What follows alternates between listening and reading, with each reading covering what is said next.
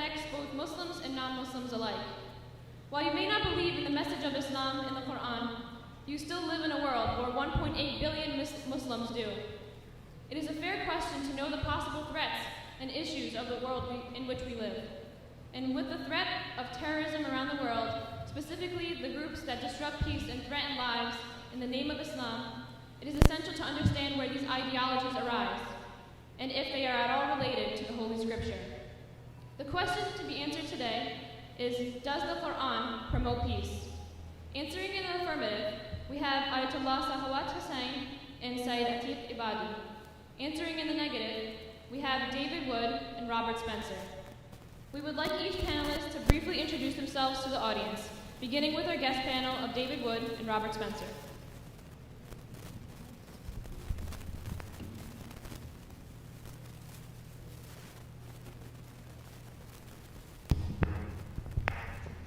Did you just want like, hi, I'm David, or like, Oh, hi, I'm David. Started studying Islam because my best friend in college wanted to show me that Islam is true, and so I started studying then, and eventually he left Islam, and I thought I was done with Islam. That was the only reason I was studying Islam. And afterwards, Muslims started challenging me to debates, so I'm still involved. So. Hi, I'm Robert. I suppose since David told you why he started studying this, I will too. My grandparents were exiled from the last caliphate, the Ottoman Empire, for declining the invitation to convert to Islam. And I was fascinated by their stories growing up and wanted to learn about why that had happened and what exactly was going on. And so I began to read the Quran and to study, and certainly I'm sure we all can agree that if the Quran does promote peace, then there's an awful lot of misunderstanding of that among Muslims, but we'll of course discuss that soon.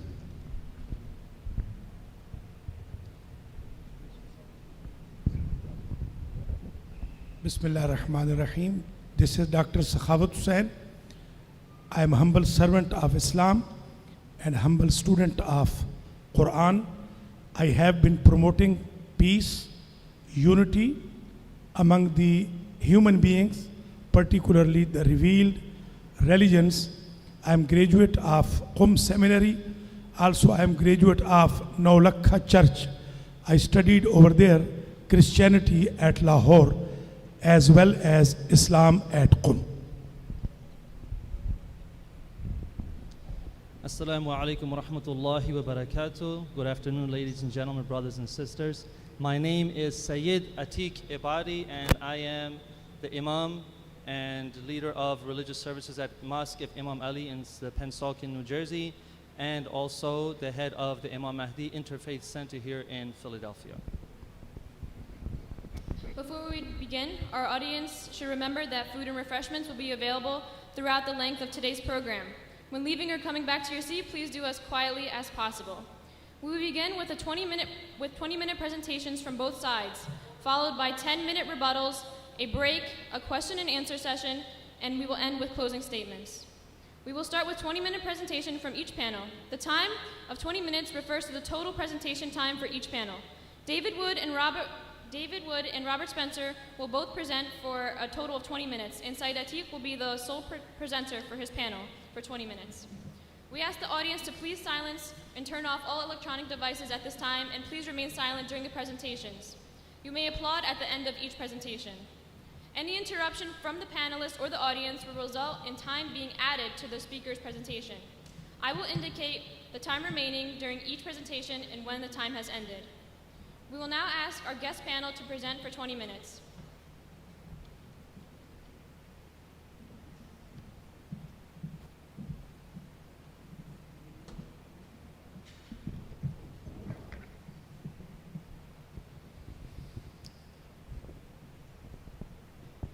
Good afternoon. I'd like to thank Sayyid Atiq for arranging this debate.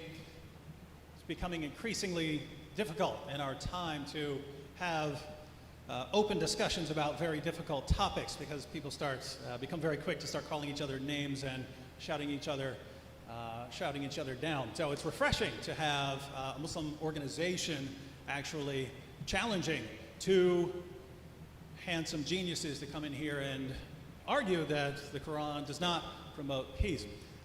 Unfortunately, the handsome geniuses couldn't make it, so stuck with Robert and me. But my point here is that just because we disagree, and we are going to disagree, doesn't mean that we don't respect each other. And I've always respected debaters. Even if I disagree with them on every other thing, I respect the fact that they're willing to stand up here and defend their beliefs and respond to objections and criticisms. I've been studying Islam. I guess I started studying a little bit in the 90s, but that was more secondary sources. I started going through the Muslim sources, I guess 15, 16 years ago, something like that. So I've been studying Islam for a while, and I don't really see much room for confusion about the role of violence in the Muslim sources. So I'm going to sort of just give a quick overview of what I think about Islam as far as what I think that Islam teaches, and I will of course be corrected later if I'm wrong. So the word Islam, start from the basics here. The word Islam means submission. A Muslim is one who submits, and submission here refers to submission to Allah. But Allah doesn't just tell you that you must submit to Allah. It tells you how you must submit to Allah. And you submit to Allah by unquestioningly obeying the commands of Allah found in the Quran and the teachings and example of Muhammad found in the Hadith. And you demonstrate your submission by believing certain things and by doing certain things. So this is similar to other religions. So in Islam, you would be required to believe certain things about Allah, angels, revealed books, prophets, and so on. And you would be required to perform certain deeds, such as reciting the Shahada, saying your 5 daily prayers, things like that. So you have to do certain things and believe certain things. Now, if Islam is a collection of beliefs and practices, how would this be different from other religions? Well, in the Quran, chapter 9, verse 29, for instance, Allah commands Muslims to fight those who do not believe in Allah nor the day of judgment, and those are two of the pillars of, two of the required articles of faith. So it's a command to fight people based on what they believe about certain things. And in the Hadith, Sahih Muslim, number 129, for instance, Muhammad said that he'd been commanded to fight people until they say that there's no God but Allah, until they perform the daily prayers and give the prescribed alms. Notice the practices. He's commanded to fight over the practices. So Allah commands Muslims to fight over the beliefs, and Muhammad commands Muslims to fight over the practices. Hence, jihad, right? That's where jihad, there are different kinds of jihad, but that is an important one of them. People who refuse to submit are to be fought until they submit. Now, I understand that there are lots of Muslims who don't agree with those last few sentences I said about being required to fight, at least in certain circumstances, not in all circumstances, but being required in certain circumstances when the Muslim community is able to fight people based on their beliefs and practices. I understand that there are lots of Muslims who don't agree with that, and so the question is, how do they respond to what Allah and Muhammad said in the Muslim sources? And I see three basic ways of responding. And one of the basic ways of responding is by reinterpreting commands in the Quran. So if you open up something in the Quran and you don't happen to like it, you can interpret it in some other way. Especially if it has something to do with violence. So, chapter 4, verse 34, if you fear rebellion from your wife, you can admonish her, banish her to a separate bed, and beat her. Now, when I ask my Muslim friends, what does that mean? What does it mean by, you could, as a last resort, beat her? They tell me that it means you tap her lightly with a toothbrush on the shoulder to show your displeasure. Now, my Muslim friends seem perfectly satisfied with that as a response, but I'm sitting back there wondering when I hear this, if Allah meant tap them lightly on the shoulder with a toothbrush, why not say tap them lightly on the shoulder with a toothbrush? I mean, there are perfectly good Arabic words for saying that sort of thing. So why say the thing that sounds like it's telling you it's okay to beat your wife. Why say that instead of what you really meant? And that's the problem with this response. Over and over again in the Quran, Allah claims to be perfectly clear in His commandments. So when Allah says something, Allah had all eternity to get that exactly the way He wanted, to say exactly what He was commanding you to do. So when a Muslim comes in and says, yes, what Allah said was this, but He really meant something else, it sounds like you're claiming to be more clear than Allah in His perfectly clear word. And that sounds somewhat strange to me, and it sounds strange to many Muslims. So that's one way of responding, and the problem I see with it. The next way of responding is what I call the context defense. Namely that, yes, you can look at verses of the Quran and they sound violent, but if you look at the surrounding verses, you'll see that it's not violent at all, or it's promoting just fighting and self-defense.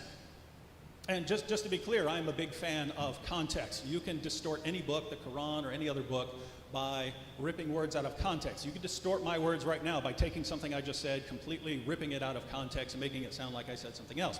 So it is a correct criticism that context is important. And there are verses where this is perfectly relevant. When people point out chapter 2, verse 191 of the Quran, slay them wherever you find them, it is relevant to point out that a verse earlier, Allah refers to fighting people who are fighting you. So that there's an ongoing fight. It's not talking about just walking out and killing someone in the street outside this church, for instance. So context is relevant, passages like that. The problem is there are other places in the Quran where you can read the context all day long, and you can look at the literary context, that's the verses that come around it. You can look at the historical context, and the verse turns out to mean exactly what it sounds like it means. Fight those who do not believe in Allah or the last day is one of those verses. There's nothing in the context about people attacking you. Nothing historical or literary context, nothing about anyone attacking you. It's about fighting people based on what they believe. So the context doesn't help here. And the third basic response is for Muslims to go to passages of the Quran which do say something peaceful. So if you're a Muslim and someone disagrees with you, you are to say, to you be your religion and to me be my religion. Well, that sounds peaceful. There's no compulsion in religion. That sounds peaceful. Those sound good. Now, what's the problem here? Well, the problem here is those are not sort of the final marching orders of Allah or Muhammad. When we go to the life of Muhammad, we see a pattern emerge. And it's the same pattern we find in the Quran. It's the same pattern we find in the Hadith. Namely, that when Muhammad was completely outnumbered in Mecca, and any sort of confrontation with the unbelievers, any sort of physical fighting could have resulted in the Muslim community just being wiped out, Muslims were told to preach a message of peace and tolerance. Don't even fight. Don't fight even in self-defense. Later, Muslims left Mecca, went to Medina, and were able to form some alliances, had a lot more people on their side, and then the message changed to fight those who fight you. That's when you're fighting people, but the other people have to start the fighting. And so here you have what's called defensive jihad. You fight jihad, but it's for defensive purposes. The other groups have to do something to start it. But those are not the final marching orders. There is a later period when Muslims have the dominant position in society. They have the upper hand. They have the most and the strongest community. And that's when the commands change from fight those who fight you to fight those who do not believe. Now you have the subjugation of non-Muslims and non-Muslim groups.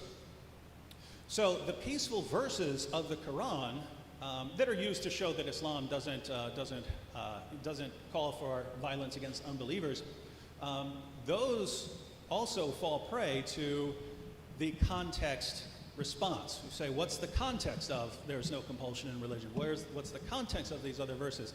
And you find that once you put all of the various Muslim teachings into a logical order, you get a pattern that emerges. And the final marching orders are for when Muslims are in a position to subjugate others, and then they are called on to do so.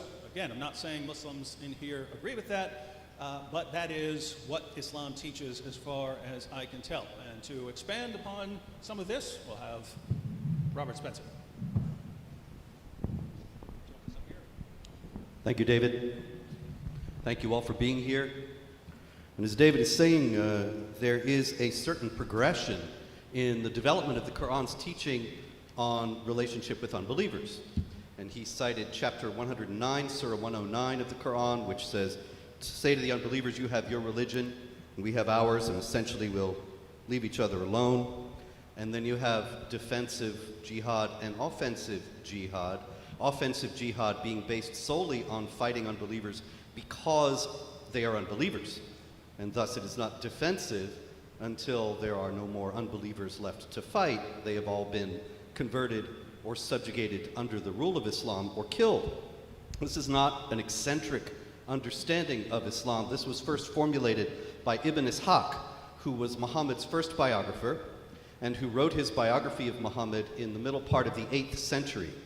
And all the biographies of Muhammad since then, both friendly and unfriendly to him, have been based on Ibn Ishaq because he contains material that other people simply don't have. He's the earliest available source. And he was aware, as many of the early Muslims were aware, that there was a certain discrepancy in the Quran's teaching on jihad and on the relationship with unbelievers. Sometimes it was saying you get along with them and coexist and speak to them more eloquent words than they are speaking to you and so on. And other times it's saying go to war. And so he explained that there was a progression from tolerance to defensive jihad to offensive jihad as the final stage.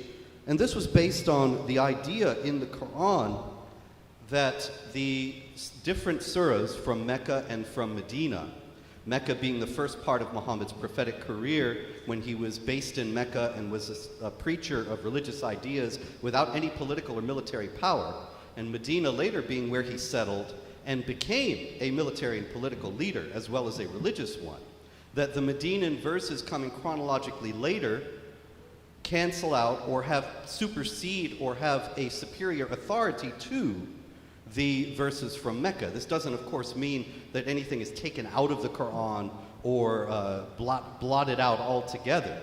It's a matter of, as generally the Islamic scholars have explained, it is starting with Ibn Ishaq and going up through Ibn Qayyim and Ibn Kathir and the Tafsir al-Jalalain, which is one of the mainstream commentaries on the Quran, of course, among Sunni Muslims, and all the way up to the 20th century. You have the idea based on chapter 2, verse 106 of the Quran, whenever we abrogate a verse or cause it to be forgotten, we will supply one that is just as good or better.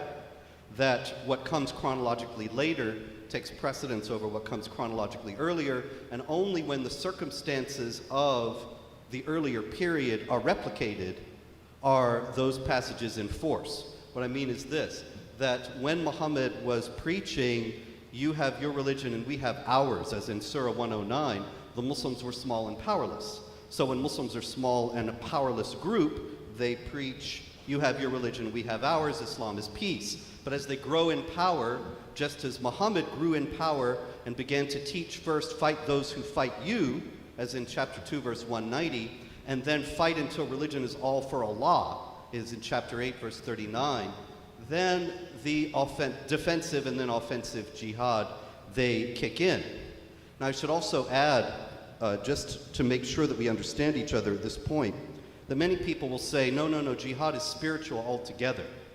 And that is very clearly something that is adamantly rejected by the Quran itself. For example, the Quran says in chapter 4, verse 95, not equal are those of the believers who sit at home, except those who are disabled, and those who strive hard, that is wage jihad, jahada, the verb there, and fight in the cause of Allah with their wealth and their lives. Obviously, if jihad were certainly jihad does have the sense of being a spiritual struggle within the soul to better oneself and bring one's life into conformity with the will of Allah. But if that were all that it was, then a verse like this would make no sense, because it's saying, strive hard. Those who sit at home are not equal to those who fight with their wealth and their lives.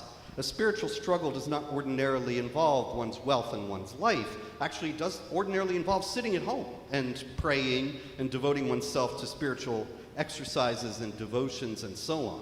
And so, of course, there are many other indications that it's much more than a spiritual struggle, as in chapter 8, verse 41, know that whatever of the war booty you may gain, verily 1/5 is assigned to Allah and to the messenger and to the near relatives of the messenger and the orphans. Obviously, there's no spoils of war arising from a spiritual struggle. That's a hot warfare, clearly, in which prisoners are taken, their property is seized, and so on. This is underscored by a hadith in which Muhammad says, I have been commanded to fight against people until they confess that there is no God but Allah and I am his messenger. And when they do, their lives and their property are safe from me and my followers. In other words, as long as the people confess that there is no God but Allah and Muhammad is his messenger, their lives and property are safe. But if they do not confess that Muhammad is the messenger of Allah and there is no God but Allah, then their lives and property are not safe. They can be seized by the Muslims. And of course, the hadith are full of accounts of various occasions in which exactly that happened, and there were various controversies among the Muslims as to what they should do, how the spoils should be distributed, what should be done with prisoners of war, and so on. So the primary question here is not about a spiritual struggle, but about the nature of the warfare. And in that case, you come to something like chapter 8, verse 39 that I mentioned, where it says, fight until religion is all for Allah.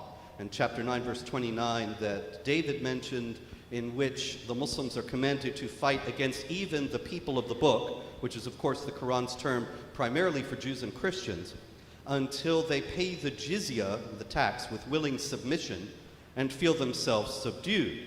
Now this verse is predicated by saying, fight against those who do not believe in Allah in the last day, and do not forbid what he has forbidden.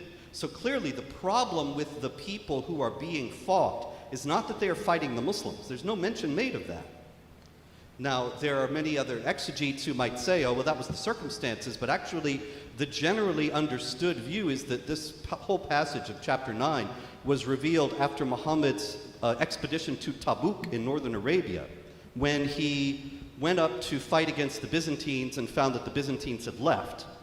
But the Byzantines had not attacked the Muslims. He just went up there to fight them and exhorted the Muslims to fight solely on the basis of the fact that these people did not obey Allah and his messenger and did not forbid what he had forbidden. So as long as there remain people who do not obey Allah and his messenger and do not forbid what he has forbidden, the command to fight still remains. Obviously, while I'm sure that this view is not held by the gentleman here to my right, at the same time, unfortunately, it is held by all too many Muslims today. And I hope that, above all, that if these gentlemen make the case here to us that Islam should be understood in a peaceful way, that they will devote their efforts within the Muslim community to convincing the Muslims who've been responsible for jihad attacks around the world that they are misunderstanding Islam and need to lay down their arms. Thank you.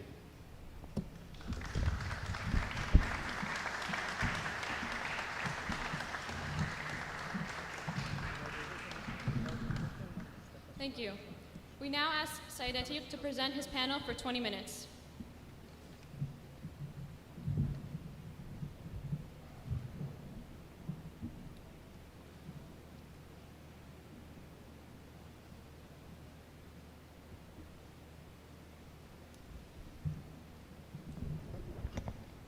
أعوذ بالله من الشيطان الرجيم بسم الله الرحمن الرحيم الحمد لله رب العالمين والصلاة والسلام على سيدنا محمد وآله الطاهرين صل على محمد وآل محمد السلام عليكم ورحمة الله وبركاته.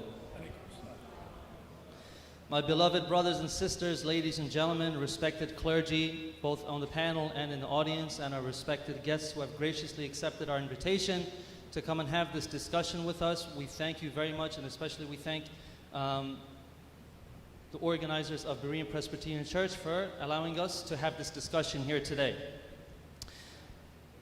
Our debate question is, does the Quran promote peace? Peace doesn't mean that we agree with each other on everything. An environment of peace is an environment that does not have oppression, persecution, or conflict.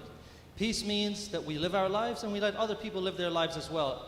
As the Quran says in chapter 109, verse number 6, as David Wood said so eloquently, for you is your religion and for me is my religion. Also chapter 7, verse 180 says, and Allah's are the best names, therefore call on Him thereby, and leave alone those who violate the sanctity of His names, they shall be recompensed for what they did. So naturally our debate question should be answered with reasoning and with evidence. As the Quran says in chapter 2, verse 111, it says, say, bring your proof if you are truthful. Now the Quran is a single book. It is not a collection of books. It's not an anthology. It's not a collection of short stories. It is a single book, so we should not cherry pick its verses. The Quran says in chapter 2, verse 85, do you then believe in a part of the book and disbelieve in the other? One part of the Quran explains another part of the Quran. We also cannot overlook the meanings of words or phrases. Translations into languages other than Arabic are sufficient for understanding the basics of Islam and for a person to be a good Muslim. But an expert on the Quran must have a minimum understanding of the language of the Quran. And what Muslims believe, what Muslims say or they do is not evidence. Whatever contradicts the Quran is not evidence in our debate. And we cannot interpret the Quran according to our own biases or our own limitations. We must allow the Quran to speak for itself. And also we may use hadith as evidence. Hadith are accounts of what people saw or heard from Prophet Muhammad. Hadith also includes the words and actions of the 12 successors from his family. So we have Prophet Muhammad saying in a widely accepted narration, he says, I'm leaving among you two weighty and important things. The one being the book of Allah and the second are the people of my house. So after Prophet Muhammad died, the general Muslim community, they did not follow his family, and the authority was taken by others that the Prophet had not endorsed. So some of these rulers after Prophet Muhammad, they sent the Muslim armies into foreign lands. And to gain public support for their military adventures, they enlisted influential figures to start fabricating hadith. So we have Prophet Muhammad saying, O people, many lies have spread around and they are considered to be my hadith. Whoever forges lies and calls them my sayings has filled up his seat with fire. And Imam Ali, the first successor, said after the Holy Prophet, there were more such lies. So some fabricated hadith made it a sin to rebel against tyrants. This worked out very good for a tyrant. Or some others encourage spreading Islam through offensive war. And this works for a person who wants to spread his empire. Now Prophet Muhammad has said that if a hadith agrees with the Quran, you should accept it. But if it contradicts the Quran, then you reject it. So the Quran presents Prophet Muhammad as a warner, as a reminder, as a guide, as a mercy to the world, but never introduces him as one who brings war. Prophet Muhammad has said that God has said, woe upon those who treacherously use religion for their worldly goals and fight those who command people to yield to justice. Woe upon those among whom the believers live frightened and hide their belief. This saying perfectly demonstrates what ISIS does today. Or he said, Allah has cursed the one who kills someone other than the one who tries to kill him, or strikes against someone other than the one who tries to strike him. And he said, a believer spending days and nights with suffering from the losses of his loved ones is better than his spending days and nights in the state of war. We seek protection from Allah against war.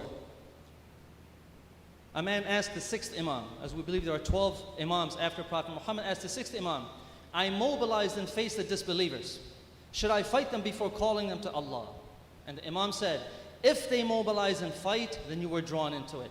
But if they are people who have not mobilized and had not fought, you can do nothing but invite them to Allah. A man, in another narration, had acquired a sword and a horse, and people asked the 8th Imam what that man should do. And the Imam said, he should serve as a guard, but he must not fight. The people then asked, do you say that if the Romans entered the land of the Muslims, they should not stop them?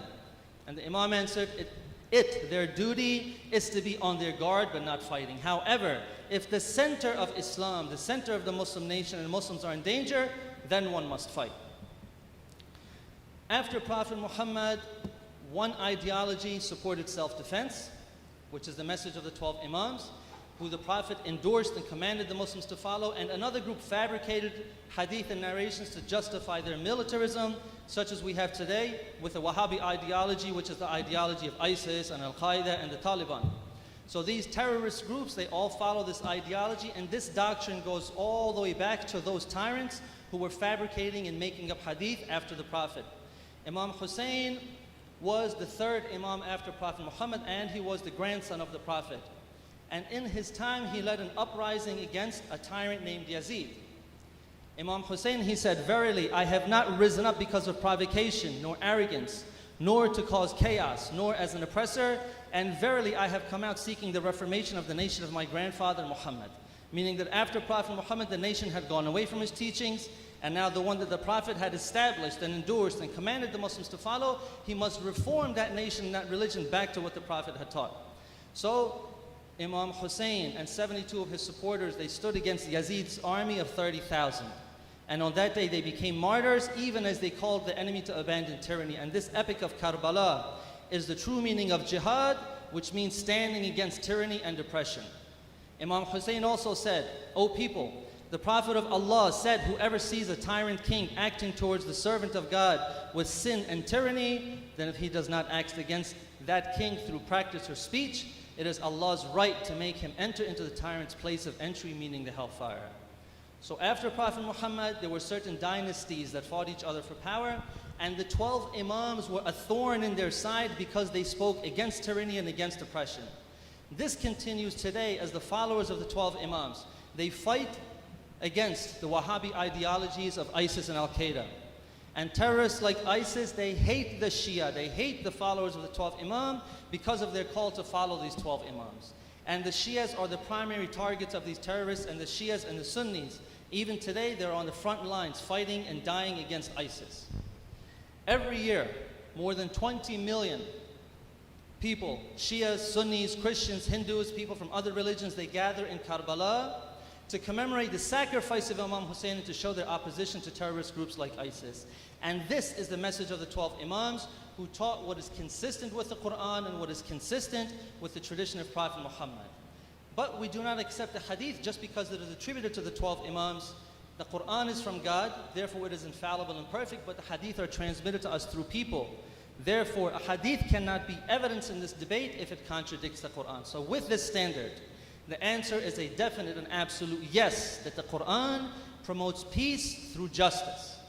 One major aspect of peace is not to be forced into any belief. So the Quran says, chapter 28, verse 56, "Verily, you cannot guide whom you love, but Allah guides whom He pleases. Will you then force men until they become believers? And it is not for a soul to believe except by Allah's permission."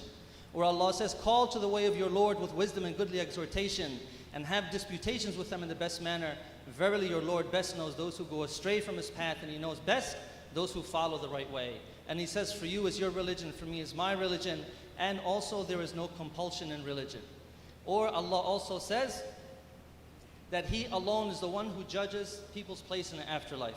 Chapter 2, verse 62 says, "Verily those who believe, and those who are Jews, and the Christians, and the Sabians, whoever believes in Allah and the last day and does good, they shall have their reward from their Lord, and there is no fear for them, nor shall they grieve." The Quran says that there is no superiority between one race over another race. The Quran says, "O mankind, verily we have created you from a male and a female, and made you tribes and families that you may know each other. Verily the most honorable of you with Allah is your most pious." And Allah says that you should make peace between men even if you swear by God's name that you will not. He says, "And because of your swearing by Him, do not make Allah an obstacle to your righteousness and piety in making peace between men." And He says, "And Allah invites to the abode of peace and guides whom He pleases into the right path." So the Quran's default position is peace, and relations between people are predicated on peace. As the Quran says, it may be that Allah will bring about friendship between you and those whom you hold to be your enemies among them. And Allah is powerful, and Allah is forgiving and merciful. Allah does not forbid you respecting those who have not made war against you on account of your religion, and have not driven you forth from your homes, that you show them kindness and deal with them justly. Verily Allah loves the doers of justice. Allah only forbids you respecting those who made war upon you on account of your religion, and drove you forth from your homes, and backed up others in your expulsion, that you take them as guardians. Whoever takes them as guardians, these are the unjust. So the Quran mentioned fighting when the Muslims had to defend themselves, as our guest panel so eloquently said. As the Quran says, permission to fight is given to those upon whom war is made because they are oppressed. And the good and the evil are not alike. So repel evil with what is best, so then he between whom and you was enmity would be as if he were a warm friend.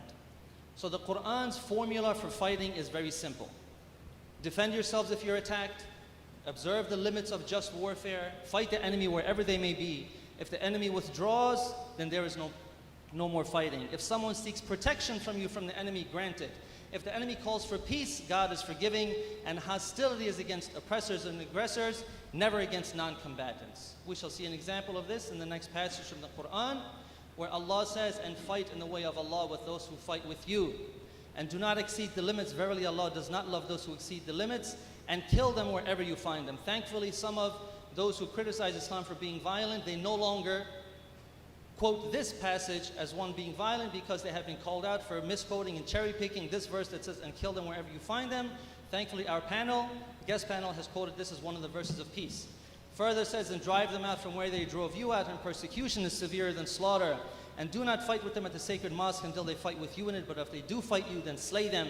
Such is the recompense of the disbelievers. But if they desist, then verily Allah is forgiving, merciful. And fight with them until there is no persecution, and religion should be for Allah, meaning that those who attack you are trying to stop you from practicing your religion until your religion is restored. But if they desist, then there should be no hostility except against the oppressors.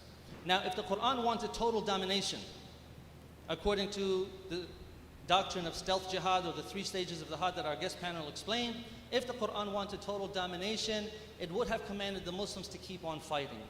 Some may say that the Muslims were not strong enough to overpower their enemy, but an enemy that stops fighting, an enemy that calls for peace, does so because they have been overpowered. And in the Quran, whenever the enemy stops fighting or calls for peace, the Muslims are commanded to accept peace. The Quran never commands the Muslims to reject peace or to continue fighting when the enemy stops. The Quran says in chapter 9, verses 3 to 13, and this is what some people ominously call the verse of the sword. The passage says, and announce a painful punishment to those who disbelieve, except those of the polytheists with whom you made an agreement, then they have not failed you in anything and have not backed up anyone against you. So fulfill their agreement to the end of their term. Verily Allah loves those who are careful of their duties. So there was a peace treaty between the polytheists of Mecca and the Muslims, and the polytheists of Mecca violently broke that treaty by killing some of the Muslims. It continues. So when the sacred months have passed, then slay the polytheists wherever you find them, and take them captives, and besiege them, and lie in wait for them in every ambush. Every one of these is an example of a tactic of warfare that every nation uses. This is standard tactics of war. Then it says, then if they repent and keep up prayer and pay the poor rate, leave their way free to them. Verily Allah is forgiving and merciful. So those who join the Muslims are forgiven. And if one of the polytheists seeks protection from you, grant him protection until he hears the word of Allah. Not that he becomes forced to convert. Until he hears the word, then make him attain his place of safety. This is because there are people who do not know. How can there be an agreement for the idolaters with Allah and with His Messenger, except those with whom you made an agreement at the sacred mosque? So as long as they are true to you, be true to them. Verily Allah loves those who are careful of their duty. So it means keep peace with those who keep peace with you. It continues, how can it be, while if they prevail against you, they would not pay regard in your case to ties of relationship nor those of covenant.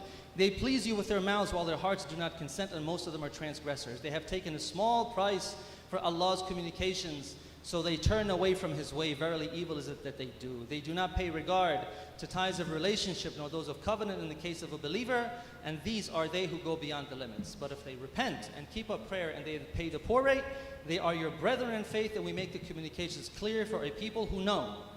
And if they break their oaths after their agreement and openly revile your religion, then fight the leaders of disbelief. Verily their oaths are nothing, so that they may desist. It emphasizes that fighting is only against those who have violated the treaty.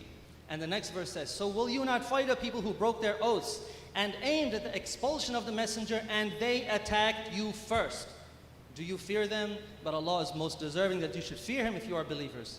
So this verse, chapter 9, verse 5, which is called the verse of the sword, is used against the Quran, is used against Islam to try to show that it is a violent religion, that it says to go kill people just because they're of a different religion. But the context obviously shows that this is absolutely not the case. Now the Quran says in verse 929, which is another verse that is famously quoted by the anti-Islam movement, it says, fight those who do not believe in Allah, nor in the last day, nor do they prohibit what Allah and His Messenger have made sacred, nor follow the religion of truth from those who have been given the book, until they pay the tax and acknowledgement of superiority, and they are in a state of subjection. So we should make a point here. In Islam, there are two categories of things that are forbidden.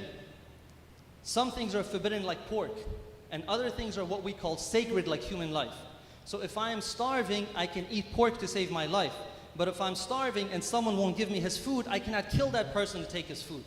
This is the difference between what is forbidden and what is sacred. And this verse is talking about those things that are sacred.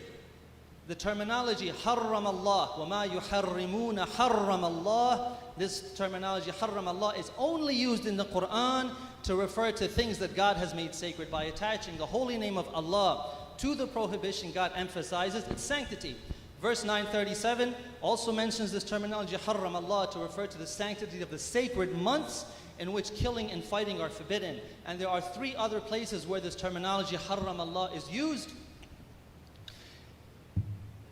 And there are the last three verses mentioned here, which have almost exactly the same wording. And do not kill the soul that Allah has forbidden. حَرَّمَ اللَّهُ. Allah has forbidden that life to be killed, except in the requirements of justice. And all three have exactly the same wording. If this referred to all forbidden things, as our guest panel has said, that Muslims are fighting these non-believers just because they are non-believers, then the Prophet himself would have fought all of the Jews and Christians who were near him, but he did not. This did not happen. Verse 929 refers to the sanctity of human life. It calls for retaliation against those who commonly take human life like terrorists, those who do not respect the sanctity of life. And the verse is not referring to all Jews and Christians. It's not referring to all Jewish and Christian communities, but because it clarifies it by the word min, which means from. So you'll see whenever the Quran mentions disbelievers and people of the book, meaning Jews and Christians in the same sentence, إِنَّ الَّذِينَ كَفَرُوا مِنْ أَهْلِ الْكِتَابِ. Verily the disbelievers from the people of the book, not all of the people of the book.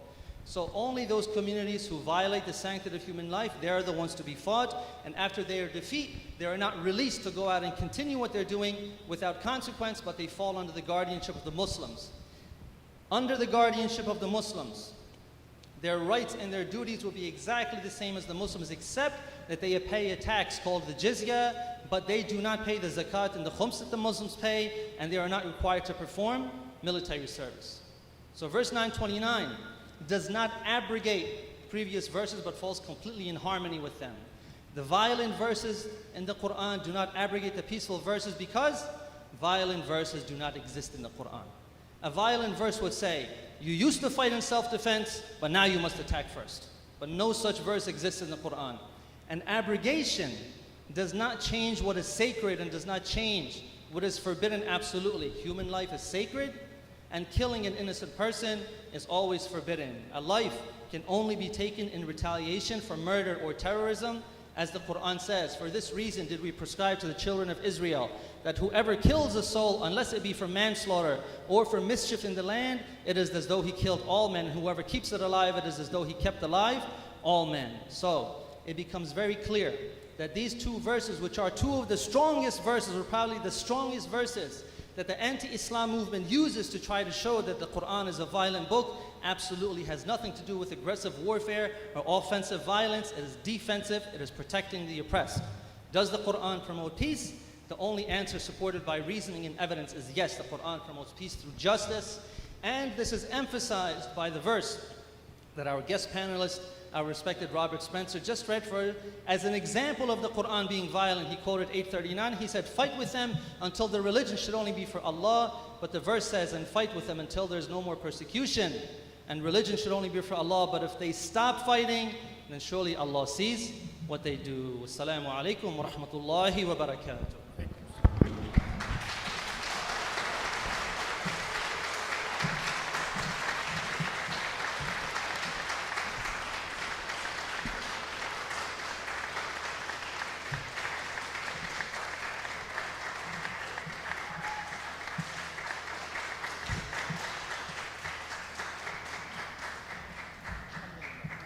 Thank you. We will now ask our guest panel to give their rebuttal for 10 minutes.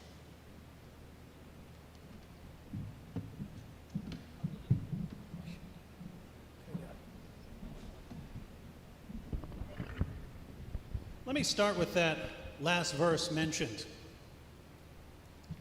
Chapter 5, verse 32 of the Quran, just to give you an example of what I'm referring to.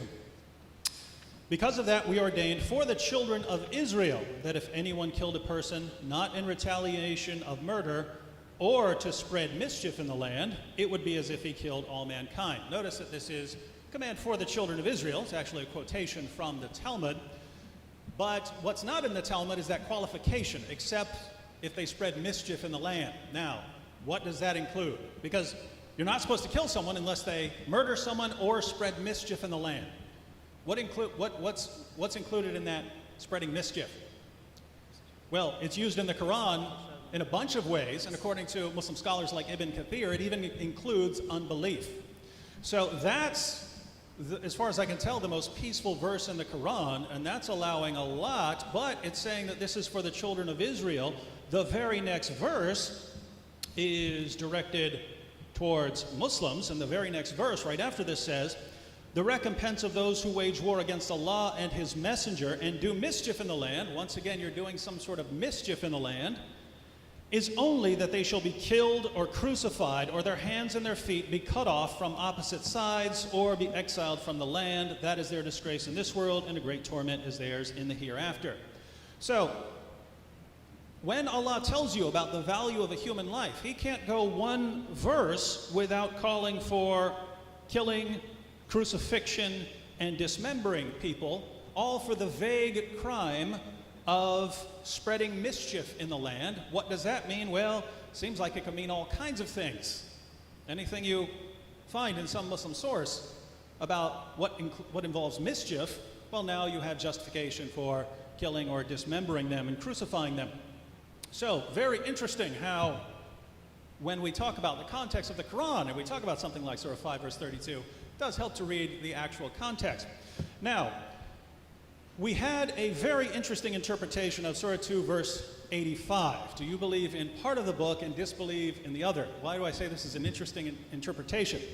Well, chapter 2, verse 85 is directed towards the Jews. The whole passage is talking to the Jews. And this passage is talking about the Jews violating the Torah. And the response is, do you just believe in part of the book and not in another? So if we're talking about context, this is talking to Jews, not to Muslims on how to interpret the Quran.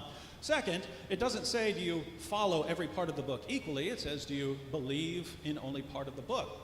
We're not talking about not believing in parts of the Quran. As a Muslim, you would believe in all of the Quran. But that doesn't mean that all of them are apply equally at all times. If you are saying that, that would go against 14 centuries worth of interpreting the Quran, Sunni and Shia. Now, we heard an interesting interpretation of the Hadith, which I would agree with. If Hadith contradicts the Quran, it must be rejected. Now that would go both ways, by the way. If we find something peaceful in the Hadith that contradicts something that Allah clearly says in the Quran, then we would have to question that Hadith on those grounds. We had a quotation from chapter 60, verse 8 of the Quran, which you're not prevented from showing kindness if one of your family members who's a pagan happens to come to you. That's the historical context. You're allowed to show kindness, but the idea was that that might help them convert to Islam. We have records of Muhammad giving gold to people over and over again until they would love him so much that they would convert.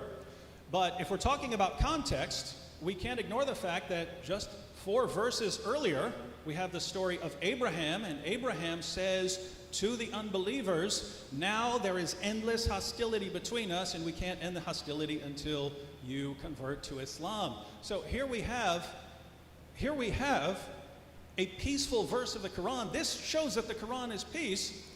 And just a few verses earlier, in the same context, we have Abraham saying, there can't be peace between us until you convert to Islam. And the exact same verse, chapter 60, verse 4, look it up, says that Abraham is an example for the Muslims.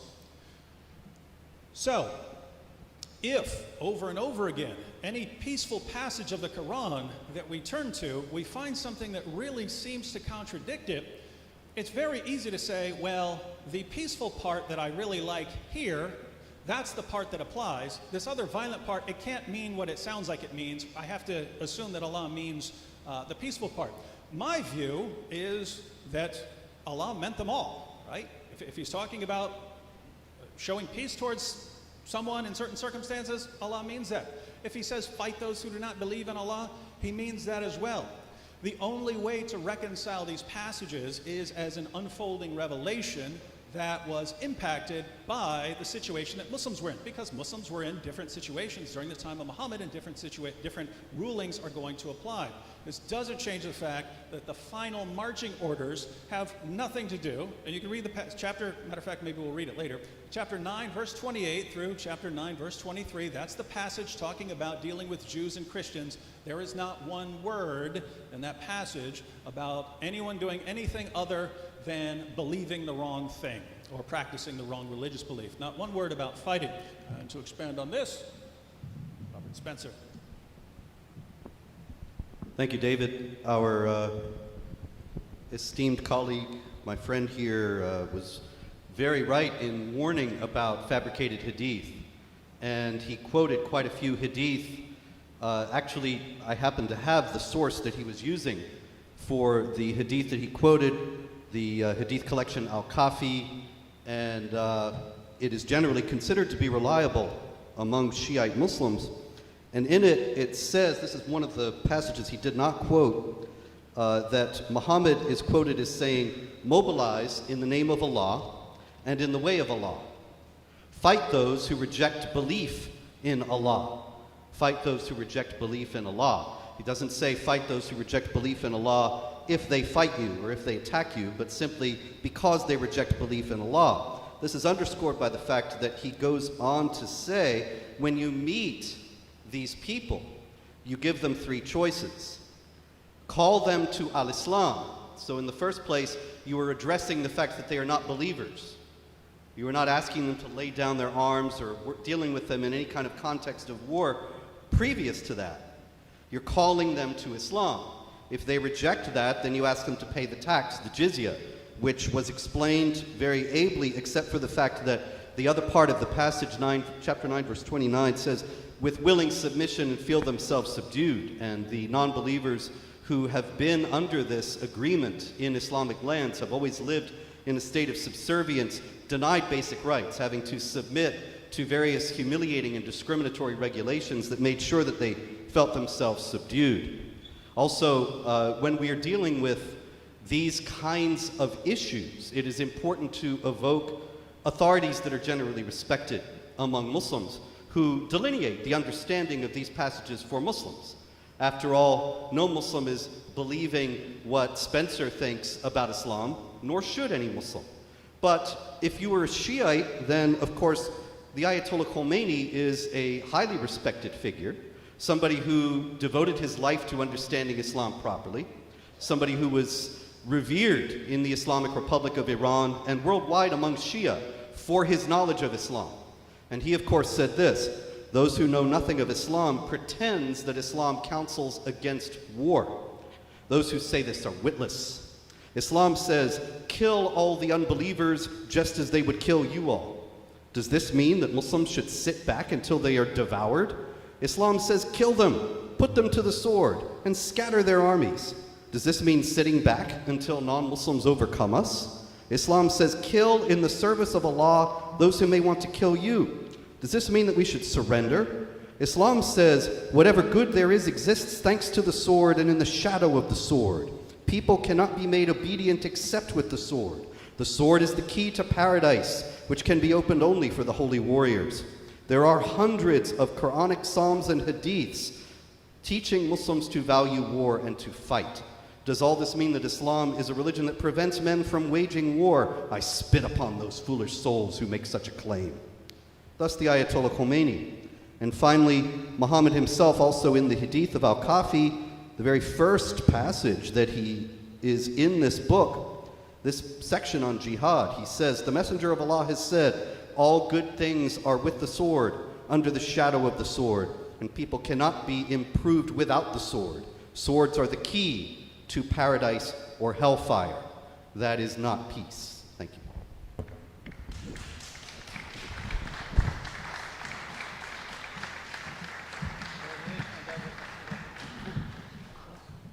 Thank you. And now Saeed Atiq will give a 10-minute rebuttal for his panel.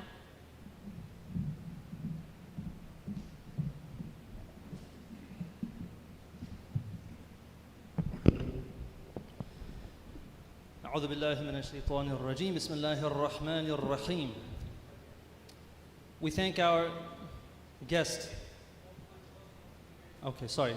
Can everyone hear me? If anyone can hear me, please. Cannot hear me? Okay. So we thank our panel for quoting a verse for us in support of our argument.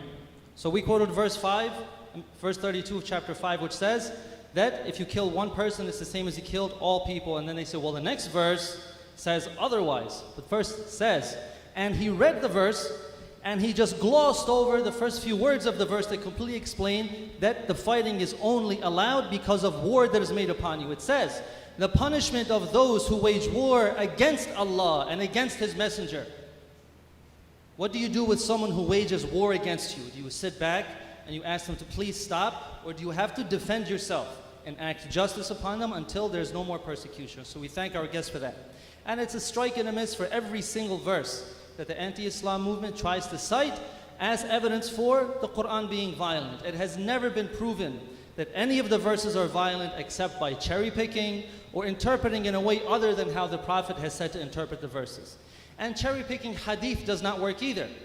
Because if the hadith contradicts the Quran, then we don't accept it. That's plain and simple. We never said that the hadith collections are 100% correct. We say that they contain correct hadith, authentic hadith, and fabricated hadith. So thank you for reciting for us a hadith that we do not accept.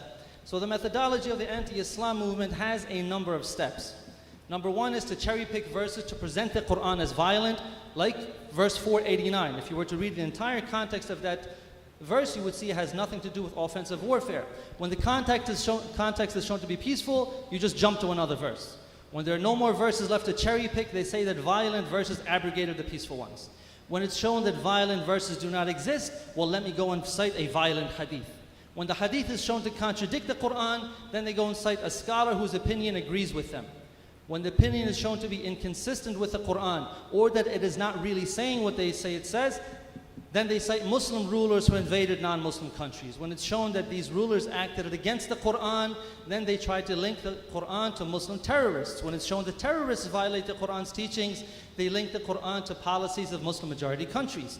When it's shown that those countries do not operate according to the Quran, they attribute cultural practices to Islam. When it's shown that culture is not a source of Islamic teaching, they proclaim disbelief and shock at how so many Muslims could misunderstand the Quran. When it's shown that their disbelief is irrelevant because saying, oh my God, does not count as evidence, they claim that Muslims are lying through the doctrine of taqiyya. When it is shown that taqiyya does not apply, they cherry pick a verse and start this cycle all over again. So the anti-Islam movement associates the Quran with what they call stealth jihad. And one of our respected guest panelists, Robert Spencer, has a website called jihadwatch.org, and I encourage all the brothers and sisters to go and read his material and see his videos. And you will see where things are cherry-picked and misinterpreted. So the first thing says, the first step of this stealth jihad is to call for peace when the Muslims are weak. The second is to defend yourself when you're capable of defending yourself. And the third is to spread Islam by violence when the Muslims are strong. So stealth jihad only works if the Quran allows aggression. But as we have seen from every verse that we have quoted and that they have quoted, we have shown that the context completely and utterly shows otherwise. Either the context shows otherwise, or the meaning of the verse that they don't interpret properly because either they haven't read the proper interpretation or they don't understand the Arabic well enough. It shows that it is not dealing with attacking people offensively. So since the Quran doesn't allow stealth jihad, then the very idea of stealth jihad is anti-Quran. And they also rely on the concept of abrogation, which means to repeal or cancel. They say that violent verses came after the peaceful verses, so the violent verses abrogated the peaceful ones. But for this to work, the violent verses must exist in the first place. Since the Quran only allows self-defense, there's no abrogation of peaceful verses, so stealth jihad, or this three-step process of jihad, has no place whatsoever in the Quran. Even when the Muslims are called to self-defense, the Muslims must not cross the boundaries of ethical warfare, as we explained earlier in chapter 2, verse 190, and fight in the way of Allah with those who fight with you and do not exceed the limits. So, Ayatollah Sistani, who is one of the highest ranking scholars in the world of Shia Islam, he expanded on these limits in an address that he made to Iraqi soldiers fighting against ISIS. You know ISIS, the murderers and the terrorists and the rapists and the pillagers who kidnap people and take slave girls and do horrible and horrific things. When the Muslims went to fight against them, these are the instructions from Ayatollah Sistani. He says, God has called for jihad and has privileged the warriors. It is necessary then to learn these conditions and etiquettes of jihad thoroughly. Do not indulge in acts of extremism. Do not disrespect dead corpses. Do not resort to deceit. Do not kill an elder, a child, or a woman. Be attentive to the sanctity of the human souls. Be attentive to the sanctity of the lives of those who do not fight, such as the weak, the children, the women, even from families of those who fight with you. Do not accuse others of blasphemy, which could then lead to their death. Never inflict harm on non-Muslims, regardless of their religion and sect. The Muslim must protect his non-Muslim neighbors in the same manner and vigor as he would when he protects his own family. Do not steal the money of others. Do not disrespect the corpse of the dead. Do not violate the sanctity of their women and houses. Do not enter their homes. Do not verbally abuse their women. Do not insult their honor, even if your enemies abuse your women and insult your honor. Do not deprive any people who do not fight you of their rights. Know that most of those who fight you are victims who have been led astray by others. Let your righteous actions, your just conduct, and your sound admonition serve as an example for them. Do not resort to oppression. It may be the case that when you adhere to good conduct and discipline, you suffer losses. Nevertheless, this is more spiritually rewarding. Show compassion towards them like you do with your own. Remember God at all times, and remember that one day you will stand before Him. Strive to act in the same righteous manner as the Prophet and his descendants in times of war and peace. Do not perform an action that will be the cause of your spiritual destruction. Unite, come together, and overlook your differences. Everyone must let go of sentiments which carry hatred and bigotry. So, they also quote what is called taqiyya. Taqiyya, as we said, means hiding one's faith to avoid death, injury, or property, or loss of property. They say that Muslims claim to be peaceful, but they're hiding their true plan to overpower you. Taqiyya is in the Quran, and every reasonable person would agree that lying to protect your life and to protect yourself against oppression is morally justified. The Quran says, he who disbelieves in Allah after his having believed, not he who was compelled while his heart is at rest on account of faith, but he who opens his heart to disbelief, on these is the wrath of Allah. So this verse was revealed about one of Prophet Muhammad's companions, Ammar ibn Yasir. The polytheists of Mecca captured Ammar and his parents and told them to reject Islam. Ammar's parents refused to reject Islam, so they were executed, but Ammar rejected Islam to save his life while his faith was pure at his heart. There is a narration about the period when the Shias were under persecution, as they are today in many countries. The narration says, once I said to Abu Ja'far, one of the 12 Imams, 2 of the people of Kufa were arrested, and it was said to them, denounce and reject Ali, who was the first Imam. One of them rejected and the other one did not reject. The one who rejected Imam Ali was released, and the one who did not reject him was killed. The Imam said, the one who denounced and rejected Ali was an expert of the law of his religion, and the one who did not denounce was in a hurry to go to paradise. Meaning that he understood that protect his life is more important than verbally saying something that is against your faith, because the faith is pure in his heart. Another verse about taqiyya, which is quoted by Muslim critics or critics of Islam, is chapter 3, verse 28. Let not the believers take the disbelievers for guardians rather than believers, and whoever does this, he shall have nothing of the guardianship of Allah, except that you are guard against them, guarding carefully. So it means that Muslims should not take disbelievers as their religious authorities, just like the non-believers would not take the Muslims as their religious authorities, except to protect yourselves from harm, which makes absolute sense. If you have to say something, you have to profess something to protect your life, to protect yourself from injury, to protect your family, this is reasonable. And the word awliya in this verse means masters or guardians in religion, as the Quran says in chapter 5, verse 55, verily your wali, your master, is Allah, His messenger, and those who believe, those who keep up prayers and pay the poor rate while they bow. So the anti-Islam movement cites taqiyya to brand Muslims as liars, but there's absolutely no basis for this or any of their other arguments in the Quran. Wassalamu alaikum.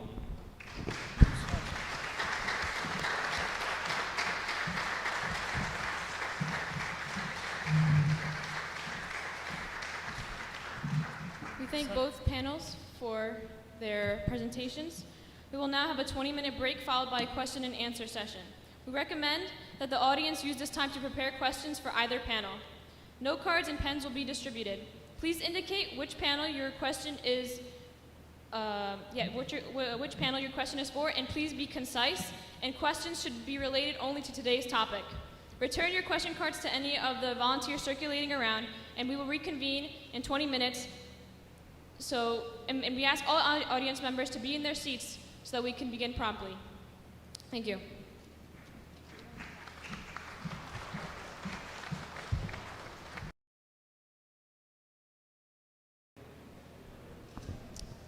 Okay, we're going to get started with the question and answer session now. Panelists will have 3 minutes to answer each question. We will alternate each questions with each panel. And once one side is finished answering a question, the other side will have a chance to answer the question as well with 3 minutes.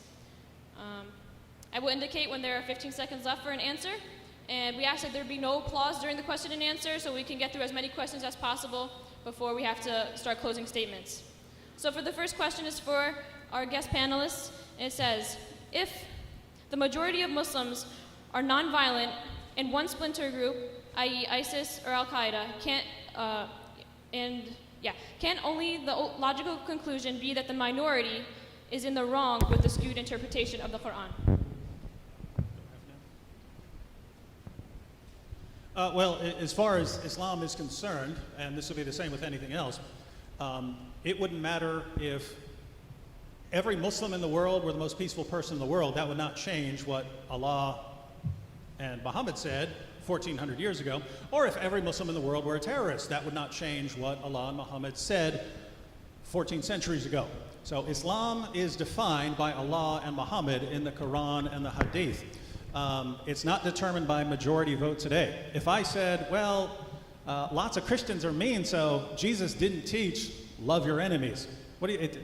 What Christians do has no impact on what Jesus did. They're not building time machines and going back and changing the teachings. And so if we're talking about what Islam teaches, then we don't look to what Muslims are doing, although it's certainly relevant and might spur our interest to go and look at what Islam teaches. But I do object to the claim that it's only one tiny little splinter group. Did you want to comment on that, Robert? Yeah, actually, there's ISIS, there's Al-Qaeda, there's Boko Haram, there's Abu Sayyaf, there is Jamaat Islami, there is Hezbollah and Hamas. There are armed jihad groups all over the world, on every inhabited continent. And they all point to the Quran and the teachings of Muhammad to justify what they do. One question we would have is if this understanding of Islam, represented by what we've heard today from the other side, is the correct one, then why is it that so many Muslims don't get it? 30,000 Muslims from around the world believed in ISIS enough to go from their countries, from 100 different countries around the world, to join ISIS in Iraq and Syria. Why is it that they were not taught properly? Why is it that they're in their local mosques and from their parents who were Muslims, they didn't learn the true peaceful Islam? Why is it that Islam has failed so spectacularly to communicate this message of peace to so many tens of thousands of Muslims worldwide? Why is it that all these people who misunderstand Islam misunderstand it in the same exact way as to think that it mandates warfare against unbelievers, and that you can find Muslims waging war against unbelievers throughout the history of Islam? These are questions that actually show that the idea that Islam teaches peace is based on a very weak reed that has no foundation in Islamic tradition. Or otherwise we would see large-scale movements not just not joining ISIS, but actively fighting against it. And yet Muslims against ISIS groups and demonstrations have always gotten like 25 or 50 people, whereas demonstrations against cartoons of Muhammad or things like that get tens of thousands. So as we said in our rebuttal, disbelief and shock is not evidence. So I can't say, oh my God, I can't believe why so many Muslims misunderstand it. This is not evidence. My shock and disbelief at why so many Muslims misunderstand the message of the Quran, that shock and disbelief is not evidence in itself. And as David Wood very eloquently said, even if all of the Muslims of the world were peaceful, if the Quran was teaching a message of violence, then all of those Muslims being peaceful does not make the Quran peaceful. But in the same way, if a majority of the Muslims, even if all of the Muslims were violent, it would not make the Quran violent. The religion is separate by itself in one side, and the people and what they do is completely something else on the other side, and this goes for any religion.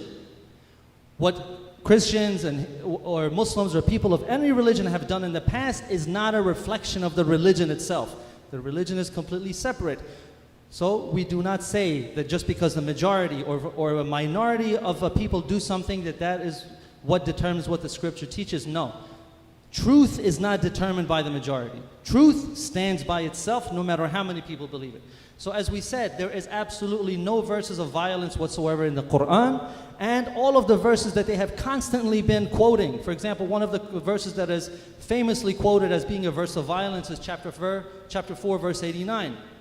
Which says, they desired that you should disbelieve as they have disbelieved, so that you may all be alike. Therefore take not from them guardians until they fly in Allah's way, but if they turn back, then seize them and kill them wherever you find them. So they quote this verse, they cherry pick it, but they do not read the verses before which say, and what reason do you have that you should not fight in the way of Allah and of the weak among the men and the women and the children, those who cry out and say, our Lord, cause us to go forth from this town whose people are oppressors, and give us from yourself a guardian, and give us from yourself a helper. So the first verse says there's people being oppressed and they're crying to you for help. Why don't you go and help them? Then the verse says go and fight them. And then the verses afterwards, just as the passages before, they qualify and they limit. It says do not cross the limits. If they ask for peace, you respect that. But if they do not ask for peace, then you fight for justice.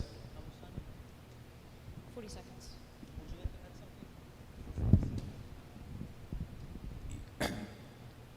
With the due respect of all of you, especially David Wood and Robert Johnson, my humble request is, Quran is in Arabic, and each and every word of Arabic might have 70 meanings.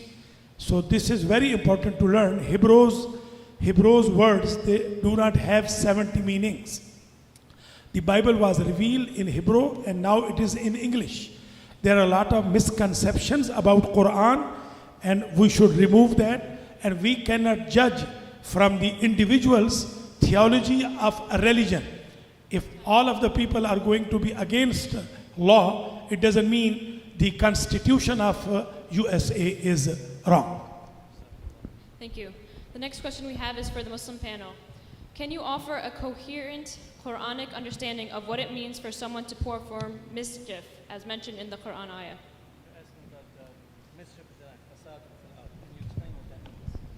As I said earlier, fasad doesn't mean only the difference. Fasad doesn't mean the difference of opinion. That has a word, ikhtilaf.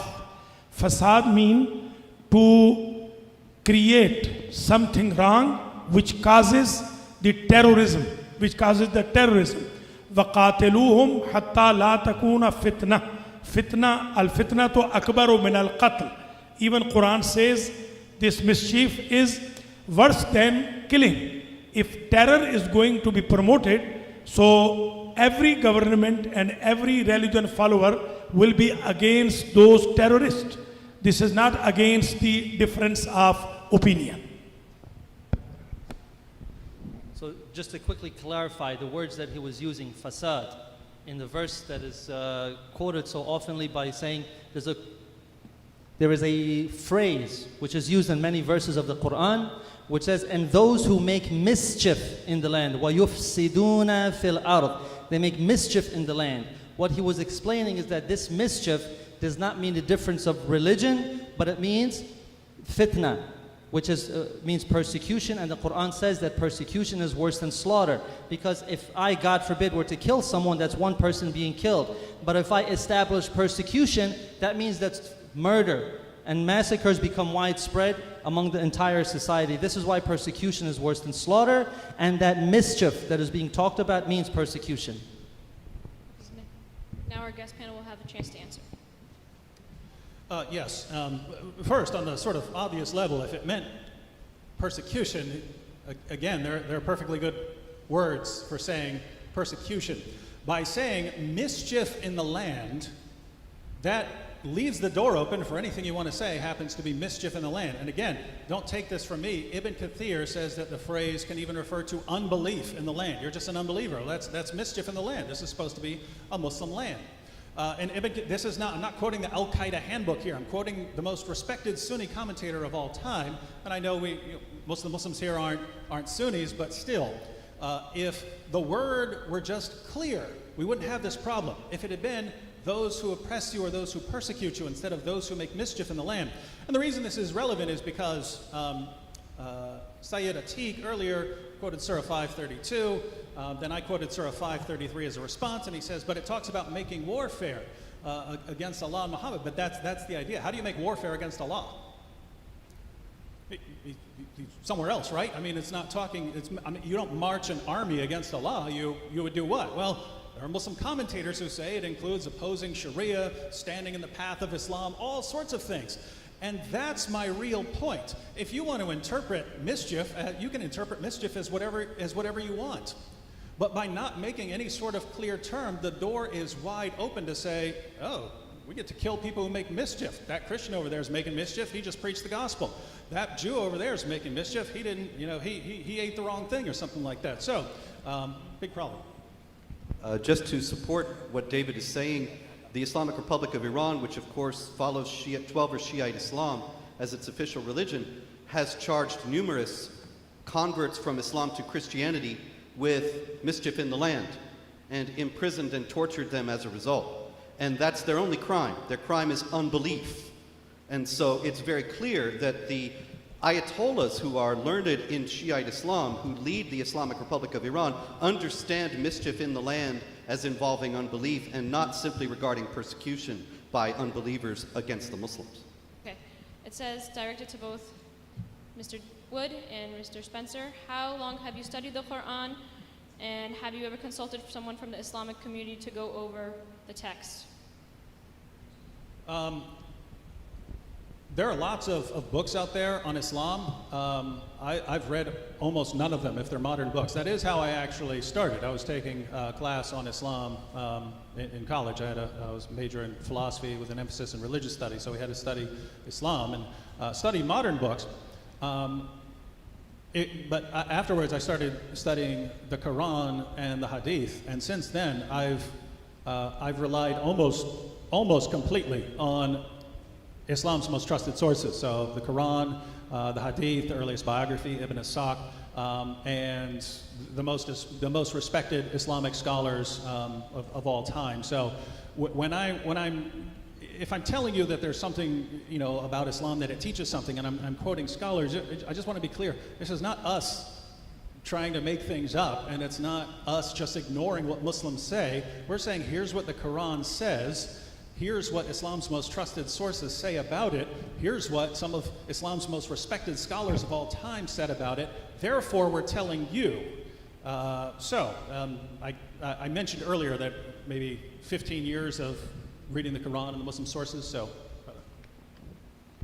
I first read the Quran in 1980. I've read it many times since then. I took courses on Islam in graduate school from Gordon Newby, the author of the Encyclopedia of Islam, and David Halperin, another scholar of religions.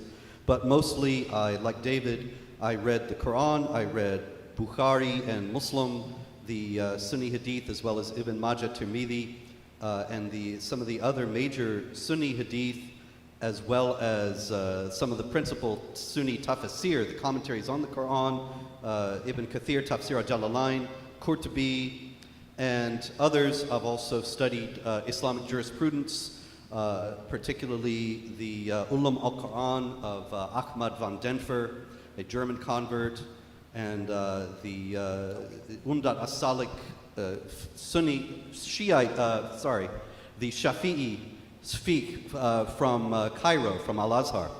and many, many other books trying to represent the majority understanding, the mainstream understanding of what Islam is, and to explain when the jihad terrorists cite Quran and Hadith as they do, and they explain what they're doing on the basis of what the Quran says and what Muhammad says, what exactly is in there, what is in the tradition. And this is what I have, in many books, been dedicated to revealing and to making clear to people. It's not, here again, just as David said, not my opinion, but the opinion of mainstream Islamic scholars, both contemporary and throughout history. Before I enter into this answer, it is very necessary to clarify that the individual's activity doesn't represent theology of the religion. So this is one of the important reasons Muslims are being defamed. If there is any terrorism by a Muslim, they say this is Islamic terrorism. And if a Christian does this kind of activity, they say it is Christian, doesn't say Christianity's terrorism. I regret both Christianity and Islam. They do not promote or teach terrorism. And terrorism or peace, they are different schools of thought. Most of the Muslims, including Sunnis, they are not terrorists. They are peaceful. And Islam is the religion of peace. Quran is the book of peace. Let me get to this answer. If you want to become a scholar, a clergy in Islam, you have to properly go to the seminary. If I say I am postdoctorate education and I do not have any degree, so I cannot be titled as doctor until I get degree from the university. If someone wants to become a scholar, should study all the Arabic grammar, all logic and philosophy, all ilm badi', ilm ma'ani, bayan, etc., and then can go into the interpretation of the tafsir. Only studying of the tafsir or studying of the Quran, it doesn't indicate that a person is scholar now.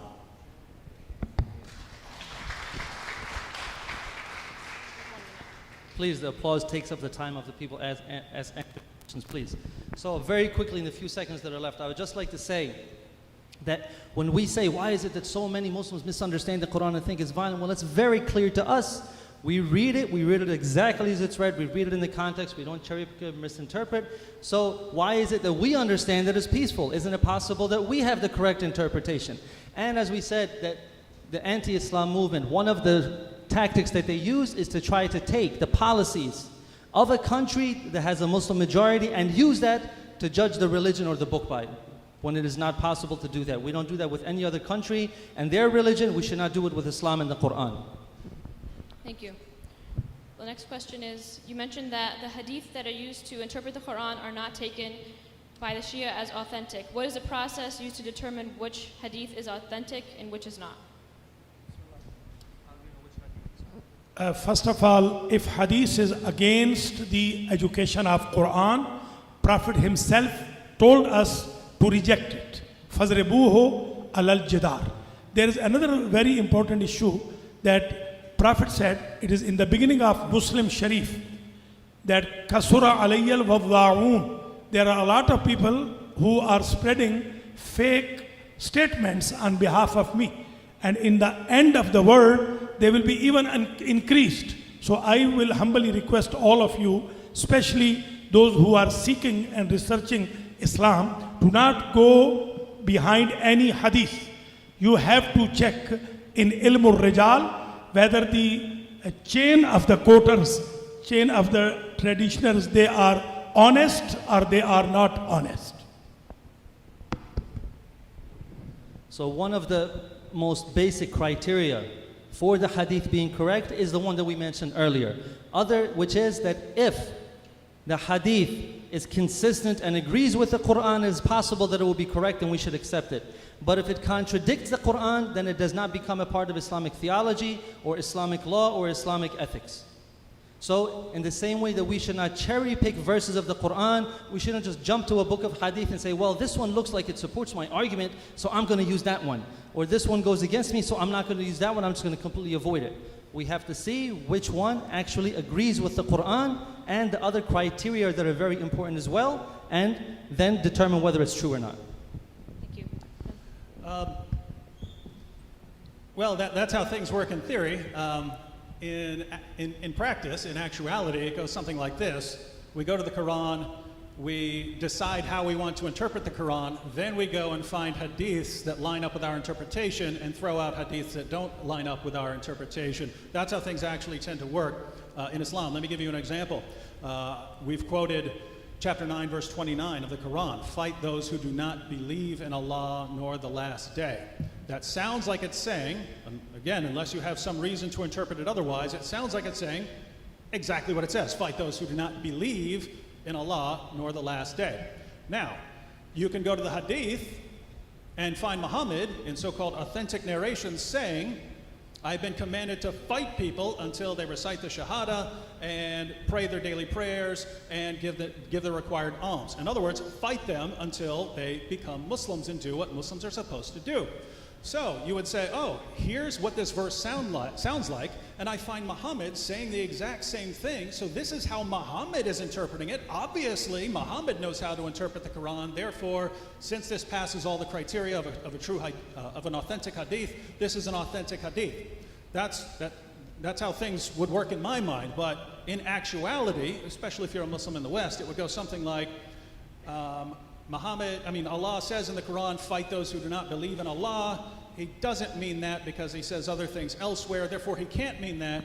Therefore, when Muhammad says in the hadith, in a so-called authentic narration, I've been commanded to fight people until they recite the Shahada and do the Islamic things, it can't be an authentic hadith. We have to throw that one out. That's how things tend to work in practice.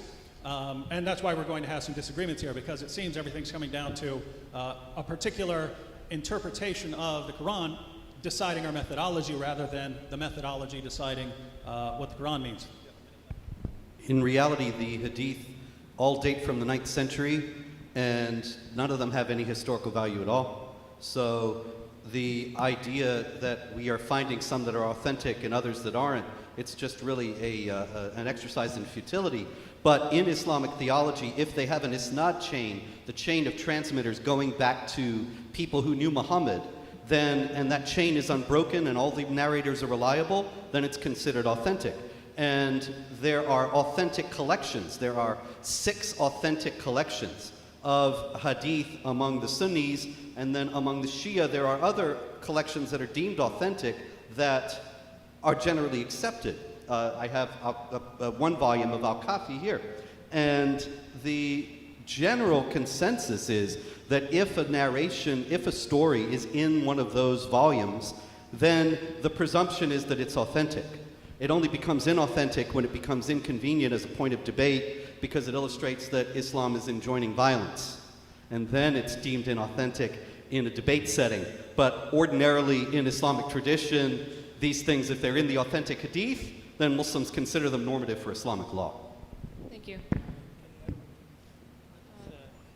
Due to the lack of time, we're going to have to stop there with the questions and move on to the closing statements portion of the debate. We're going to ask now for our guest panel to have 10 minutes to present their closing statements.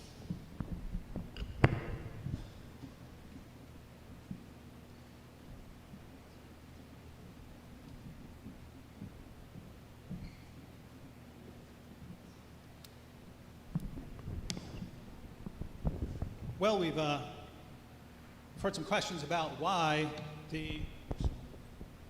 there are people from really around the world, groups around the world, who are misinterpreting the Quran, especially over the past 14 centuries, why they're misinterpreting the Quran on the issue of violence. And I just want to be clear here. When we talk about people misinterpreting what the Quran teaches, this includes some of the greatest, most respected Islamic scholars of all time, because they happen to agree with what I've said, what Robert has said about what the Quran teaches. That doesn't mean that all scholars have said this. Many scholars haven't. But we're pointing out that this sort of misinterpretation can be found in some of the most respected Muslim scholars and hadith collections and histories in the history of Islam. So why is there such misunderstanding? Well, let's go ahead and read a passage very quickly, and this is the conclusion, so we'll conclude with this. I'm going to go ahead and read the entire passage in context of Surah 9, verse 29. We'll start at verse 28, where Muhammad had declared that the pagans can no longer take the pilgrimage to Mecca, and the Meccans were worried, where are we going to get money from now? Because they got a lot of money from the pagans and polytheists coming to Mecca for the pilgrimage. So, verse 28, this begins the passage, begins with, O you who believe. O you who believe, truly the pagans are unclean, so let them not, after this year of theirs, approach the sacred mosque. And if you fear poverty, if you're worried about losing money from not having the pagans there anymore, soon Allah will enrich you, if He wills, out of His bounty, for Allah is all-knowing, all-wise. So Allah is going to enrich them to make up for the lost money. How is He going to enrich them? Next verse. Fight those who believe not in Allah, nor the last day, nor hold that forbidden, which hath been forbidden by Allah and His messenger, nor acknowledge the religion of truth from among the people of the book, Jews and Christians, until they pay the jizya with willing submission and feel themselves subdued. Notice, every criticism offered against the Jews and Christians there, in justification for fighting us, has to do with what we believe or what we do. So the question here is, but I thought, according to Surah 2, verse 62, as Sayyid Atiq quoted earlier, I thought Jews and Christians were fine with Allah. We're believers too, right? Next verse, the Jews call Ezra son of God, and the Christians call Christ the Son of God. That is a saying from their mouth. In this they but imitate what the unbelievers of old used to say, Allah's curse be on them, how they are deluded away from the truth. Notice it's condemning us for what we say about Jesus. Well, where is the self-defense here? Why are Muslims commanded to fight if it's all about what we believe and what we say? Maybe it's in the next verse. They take their priests and their rabbis to be their lords in derogation of Allah. And they take as their Lord Christ the Son of Mary, yet they were commanded to worship but one God. There is no God but He. Praise and glory to Him. Far is He from having the partners they associate with Him. Nothing there. Maybe the next verse. Fain would they extinguish Allah's light with their mouths. Notice we're extinguishing Allah's light with our mouths, talking about what we say, what we preach about Jesus. Fain would they extinguish Allah's light with their mouths, but Allah will not allow, but that His light should be perfected, even though the unbelievers may detest it. Well, Allah is not going to allow us to extinguish His light with our mouths. What's He going to do? Next verse. It is He who has sent His messenger with guidance and the religion of truth to prevail it over all religion, even though the pagans may detest it. That's the end of the section. So Allah sent Muhammad to stop us from extinguishing Allah's light. How is Allah going to stop us from what we say, from what we preach, from extinguishing Allah's light with our mouths? That's the entire passage, 929. Fight those who do not believe until we pay the jizya, feel ourselves subdued. We are subjugated until we're not allowed to preach. As we're not allowed to preach in countries like Saudi Arabia, governed by Sunnis, countries like Iran, governed by Shias. So, why are so many people misinterpreting the Quran? Because Allah claims over and over again in the Quran, like a beating drum, that He is perfectly clear in His commands. We go to a passage like 929, we look for any hint of self-defense, we can't find it. Now, can you say, oh, well, you know, we go to these earlier Meccan chapters or whatever, and you have to interpret it in the light of that, and you have to go to the Arabic and become a scholar and all this. That's not what Allah says. He says it's clear in His commands. And if it says something different in earlier revelations, you don't say, well, now this one isn't clear anymore, therefore we have to go to some earlier revelation. Allah says in the Quran, chapter 2, verse 106, His method of interpretation is one of abrogation. And so I see two possibilities here. First possibility is that Allah means what He says. When He says that His revelations are clear, that that later revelations can abrogate or cancel earlier revelations, and therefore, when He says something peaceful, that's exactly what He means in that historical context. When He says, fight those who do not believe, that's exactly what He means in that sort of situation. So Allah is clear. That's one possibility. If that is the correct interpretation, then the Quran does not promote peace. The other possibility is that Allah is really trying to promote peace, but He keeps saying things like, fight those who do not believe, and He's laid down abrogation as His method, and we go to all these other Muslim sources and they talk about fighting people based on their beliefs. And so it's if Allah doesn't mean this, but He's made the only sort of coherent interpretation, one where you have certain stages, and once you have the final stage, then you violently subjugate people in the name of Allah. If that's the only coherent interpretation, then even if Allah meant something else, He didn't say it very clearly. In which case, the Quran still does not promote peace, because Allah accidentally said a bunch of very violent things.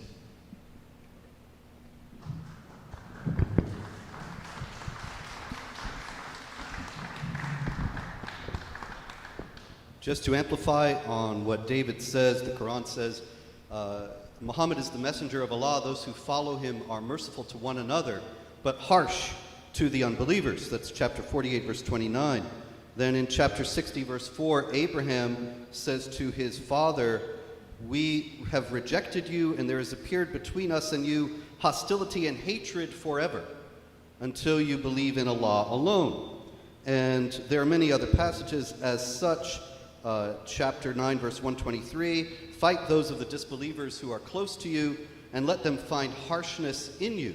Now, if there's enmity and hatred between the believers and the unbelievers, and the believers have to be harsh to the unbelievers, there is an aspect of warfare to this that illuminates why, as David also illuminated, so many Muslims seem to get the impression that they have a responsibility before Allah to wage war against unbelievers. In chapter 2, verse 85, it says that the unbelievers will get disgrace in this world and on the day of resurrection. Now, how are the unbelievers, to whom the Muslims have to be harsh, and there's enmity and hatred between them and the unbelievers forever, how is it that the unbelievers are going to suffer in this world? Allah is not likely, or at least not so far, has parted the heavens and come down and punished the unbelievers in this world. But the Quran also directs in chapter 9, verse 14, fight against them so that Allah will punish them through your hands. That the unbelievers have to be punished in this world, and Allah will punish the unbelievers by the hands of the Muslims. And so it's very clear, as the book says itself in many places, that it's a clear book, that the Quran teaches that believers in Islam ought to have hostility toward unbelievers and ought to fight against them so that they can be the instruments of the punishment of Allah against the unbelievers in this world. And unfortunately, there are all too many Muslims who understand the Quran in exactly that way and are behaving in that way. And so I end as I began by saying that if you truly believe in what you're saying here, that Islam teaches peace, I hope you are making very strenuous efforts within your own community to make sure that this very widespread misunderstanding of Islam doesn't spread further, and that all Muslims will believe, as you do, that Islam teaches peace. Thank you.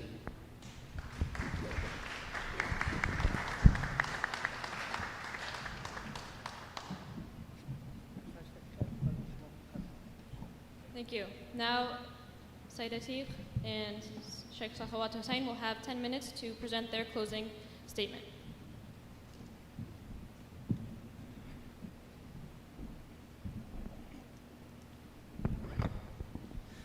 One thing we should very quickly notice is that we quoted two of the most heavily cited verses of the Quran used by the anti-Islam movement to show that the Quran is a violent book, but we showed that it is actually peaceful, and instead of responding to it, they are completely hushed about it. For example, chapter 9, verse 5, which is supposedly called the verse of the sword, which says, kill the polytheists wherever you find them.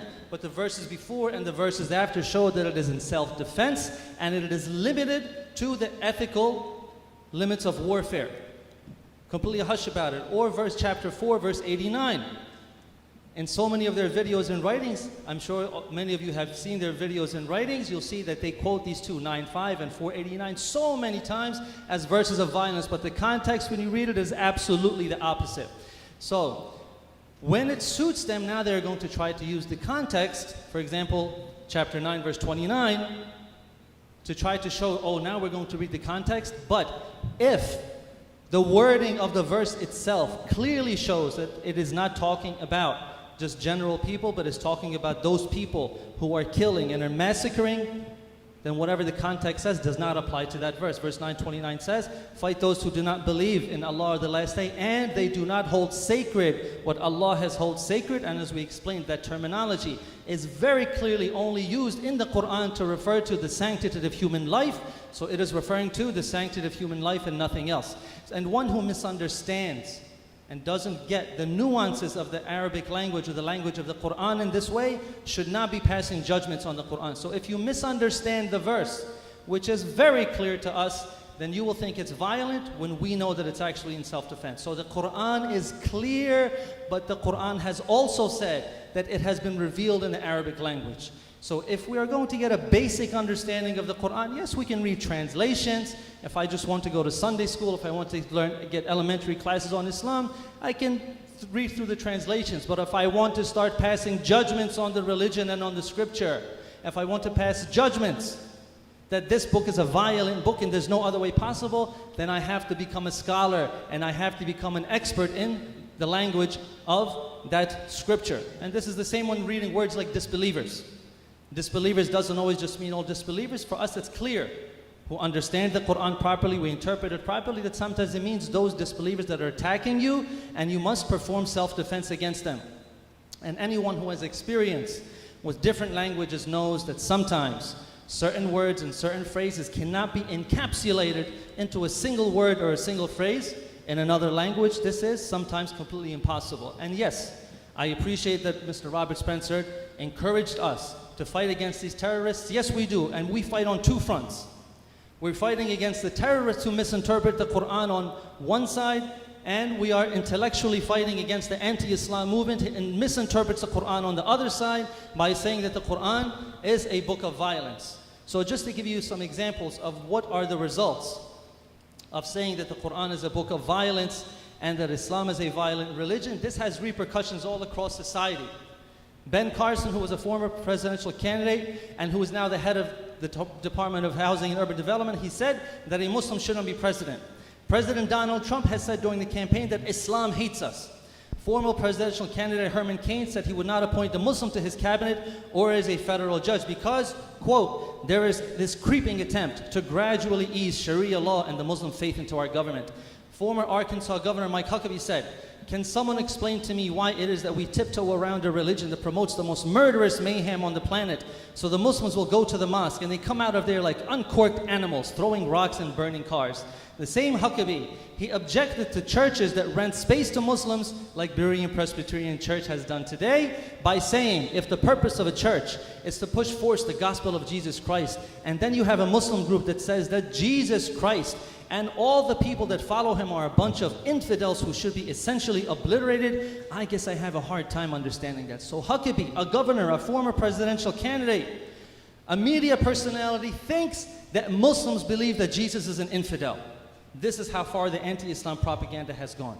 That we Muslims, we believe that Jesus is one of the greatest prophets of God, and we are awaiting his return to bring peace to the world. To give some further examples, former Congressman Alan West, a very respected congressman, he had a meme on his Facebook page that said that at that time the incoming General Mattis would, quote, exterminate Muslims. Ted Cruz, a supposed champion of the Constitution, said that law enforcement should, quote, patrol and secure Muslim neighborhoods before they become radicalized.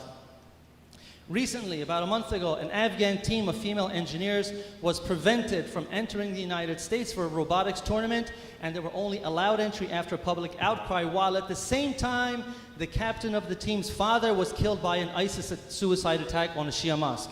So on one side, she's being stopped by anti-Islam propaganda. On the other side, her family is being killed by ISIS. Jerry McChristian verbally abused a group of Muslim women on a Portland train because he thought that they were Muslim. 3 heroic individuals intervened, 2 of them were killed, and the 3rd was injured. And his Facebook page had a meme that read, if we're removing statues because of the Civil War, we should be removing mosques because of 9/11.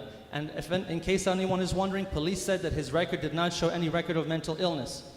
In October 2016, police in liberal Kansas intercepted an anti-Islam terrorist group called the Crusaders. They were planning a Timothy McVeigh-style bombing on an apartment complex that mostly housed Somalian refugees. So some of the comments that are recorded from them after they were arrested and during their arrest. They said literally every blank apartment, while referring to how many Somalis lived there. That's all it is, blank, blank, cockroaches. I'm sure you understand what the blank stand for. They plan to use explosives and then to go in and shoot the survivors. They said there's no leaving anyone behind, even if it's a 1-year-old. I'm serious. I guarantee if I go on a mission, those little blanks are going bye-bye. And they justified this by saying that all of them, or the majority of them, were of fighting age. And ironically, when they went to court, the group's defense team argued that fake news had convinced the Crusaders that the US was in a state of emergency. So their defense team blamed anti-Islam propaganda for radicalizing the Crusaders to hate Islam and Muslims.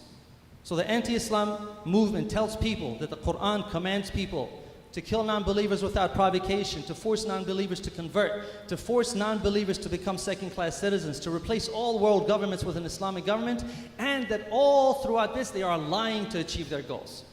So if you convince people that this is true, then they will view all Muslims with fear, anger, and paranoia. This is the result of what happens. We should be very clear about the consequences of our words. Those who misinterpret the Quran are morally responsible for the crimes that are a result of their false propaganda.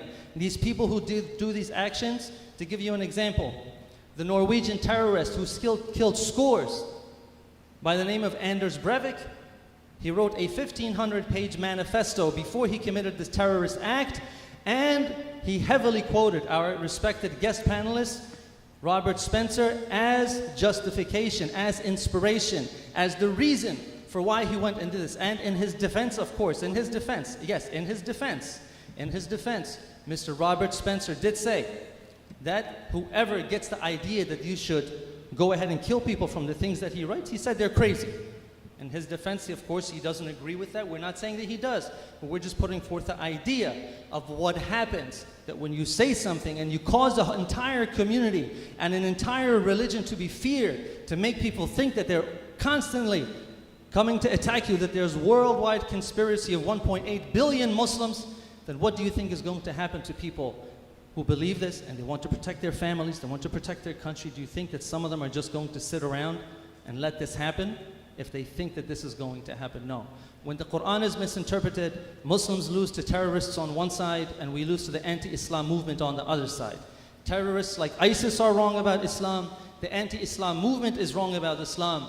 There are absolutely no verses of violence or aggression in the Quran. As we explained, the Quran only promotes peace through justice. Wassalamu alaikum wa rahmatullahi wa barakatuh.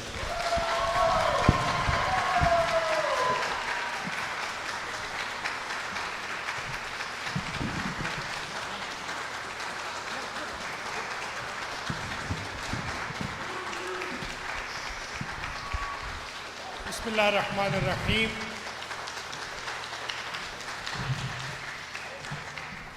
Thank you very much. I appreciate your participation, dear guests and all of you audience. The presentation was very nice. Let me sum up within 2 minutes. First, the word jihad is not used only for fighting. Al-Qadu li'ayalihi kal-mujahid fi sabilillah. Who goes to earn the money for himself and his family. Islam says he is doing jihad. Imam Ali says, لو تمثل لي الفقر لقتلته لو تمثل لي الجهل لقتلته. If I see arrogance and ignorance or poverty, I am going to kill both of them. It does mean the qital and jihad is not only fighting against the human beings.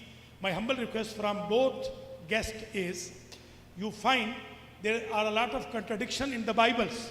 The Bible which I learned when I was in college is different than the Bible which I see in New York today. But Quran is the same. Quran was never changed.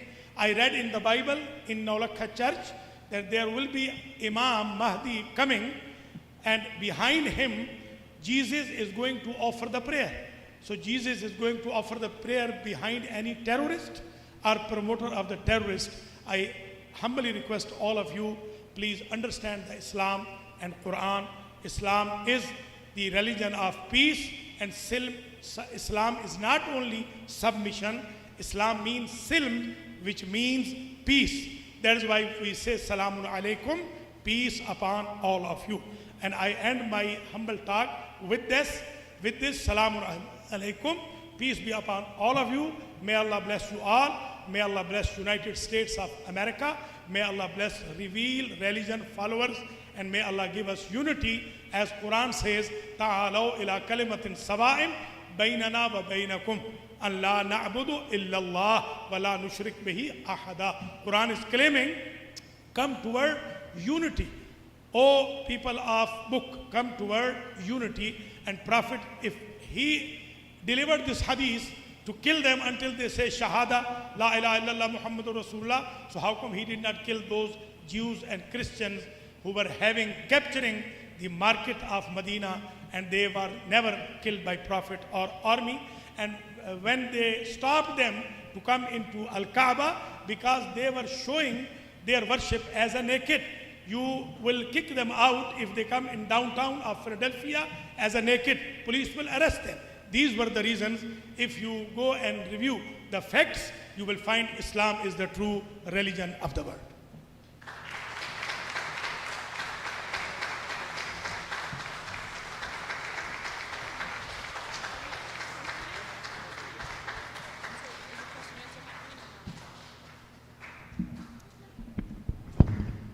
Ladies and gentlemen, that concludes the debate portion of our program. Both sides were given an equal opportunity to present their arguments, and the decision remains to each person's reasoning.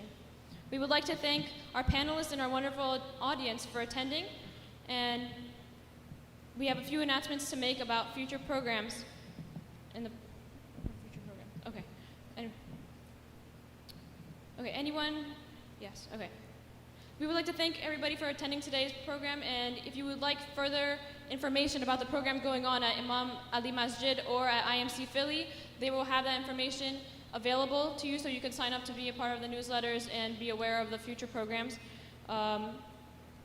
Thank you for attending, and that is all. Have a nice day.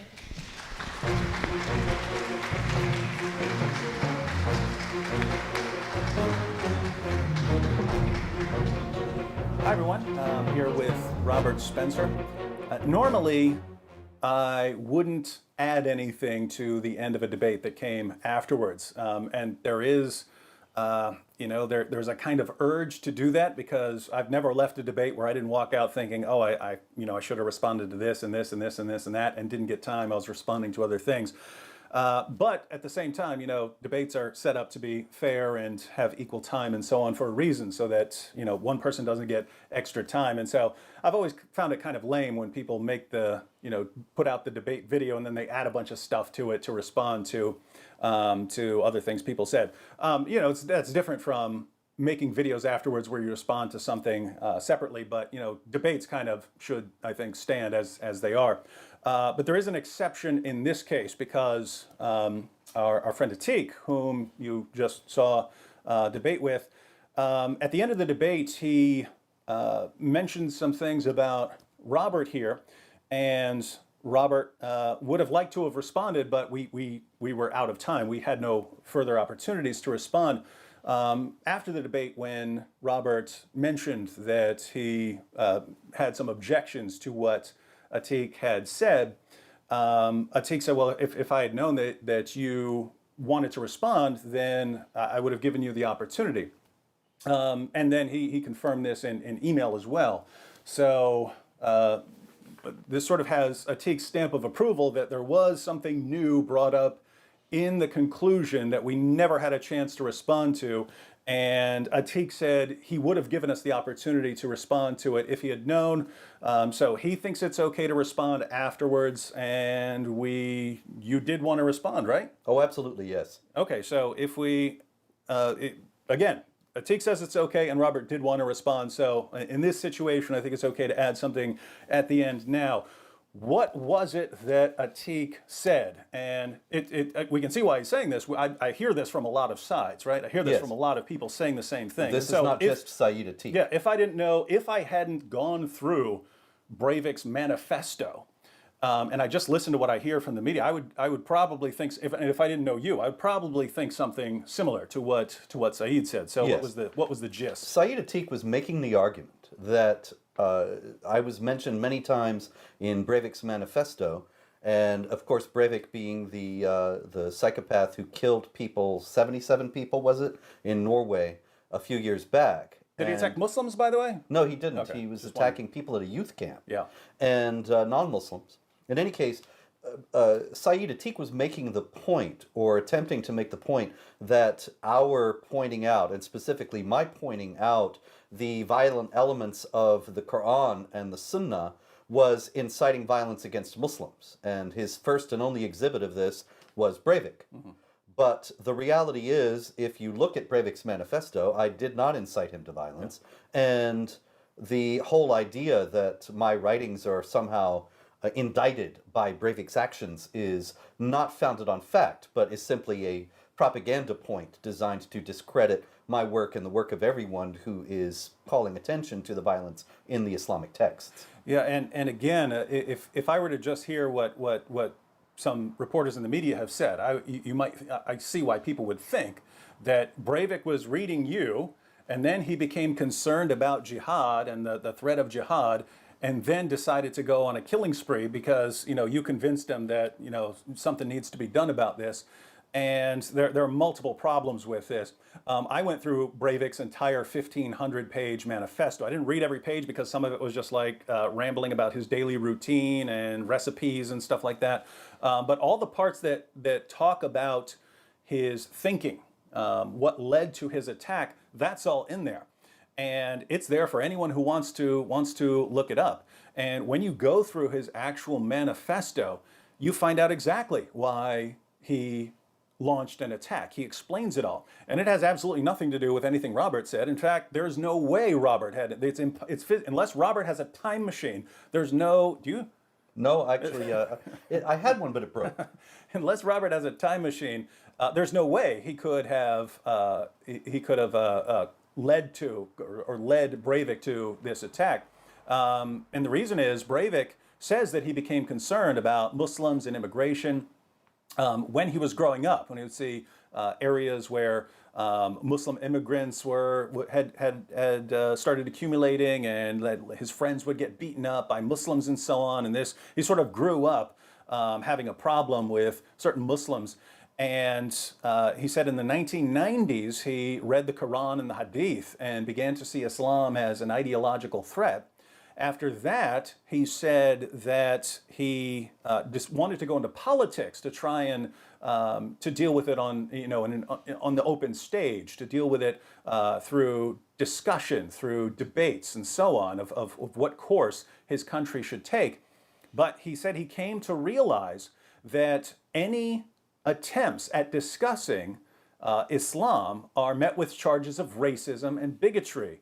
And you're trying to incite hatred and violence against Muslims. And he said, I would be shouted down. And so he said, I decided that it's pointless. It's pointless to have discussions about this. It's pointless to talk about this anymore. We just need to get our message across some other way than sort of open discussions. And after that, he said he learned from Al-Qaeda. From Al-Qaeda, not from Robert, Al-Qaeda. That deadly shock attacks that shock everyone into listening to what you're saying, into looking into why you're doing what you're doing, is the way to get your message heard. He said he learned that from Al-Qaeda. And when was this again, David? He said that he began I put the timeline together, and I have an entire video on it's called The Radicalization of Anders Breivik. It was 1999. And when did I publish my first book about Islam? It was like 2002, 2003, Correct, something like that? 2002. So here, Breivik starts planning his attack. He's already concluded that violent attacks are the only way to get his message heard. In 1999, he concluded that, and no one had heard of Robert Spencer.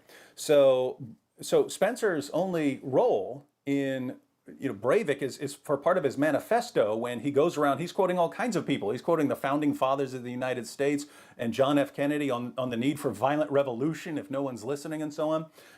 He's quoting Muslim sources. He's quoting people in left and right. He quotes Robert on some points about jihad that were, where did he get those? Those came from He got them from a documentary called Islam, What the West Needs to Know. Mm-hmm. And this is a very important point because many people say, well, see, he quoted you so many times in this manifesto. Clearly you had a huge influence on him. when actually, if you look at it, the vast bulk of the quotes of me in this are not really anything where he's pointing to something that I'm saying. What he did was he took the script of this documentary, Islam What the West Needs to Know, and put it down whole and complete in his manifesto.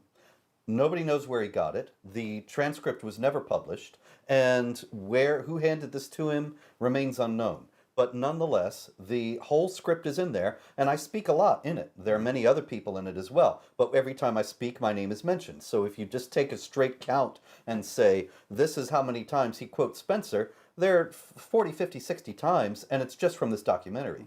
In reality, when he actually quotes me by name, it's very few times, and one of the times is when he's saying that one problem with what I say is that I don't call for violence, which actually explodes Saeed Atik's argument that what I'm doing is inciting violence. And I brought this up numerous times in the past, that once you start shutting down discussion and debate and criticism, you're not helping whoever you're trying to shut down criticism about. Because if people become concerned about that and they think it's pointless to talk, they'll turn to other means. That's when they turn to violence, right? Do you believe in the power of freedom of speech and open discussion of ideas and things like that? I couldn't believe in it more strongly. So you haven't given up on open discussion and speech to get to the truth about things? No, but I'm aware that there is a very serious and concerted campaign by very powerful forces to shut down the freedom of speech and make it impossible for us to raise the questions such as what we discussed in the debate with Saeed Atik. And notice, those are the people Breivik points to, saying, these are why I launched a violent attack. They make it impossible to have any sort of open discussion, and therefore I'm launching a violent attack. So the ones blaming me for Breivik are the ones actually responsible. Are the ones that Breivik says, these are the people who taught me that I need to launch an attack and that open discussion is pointless.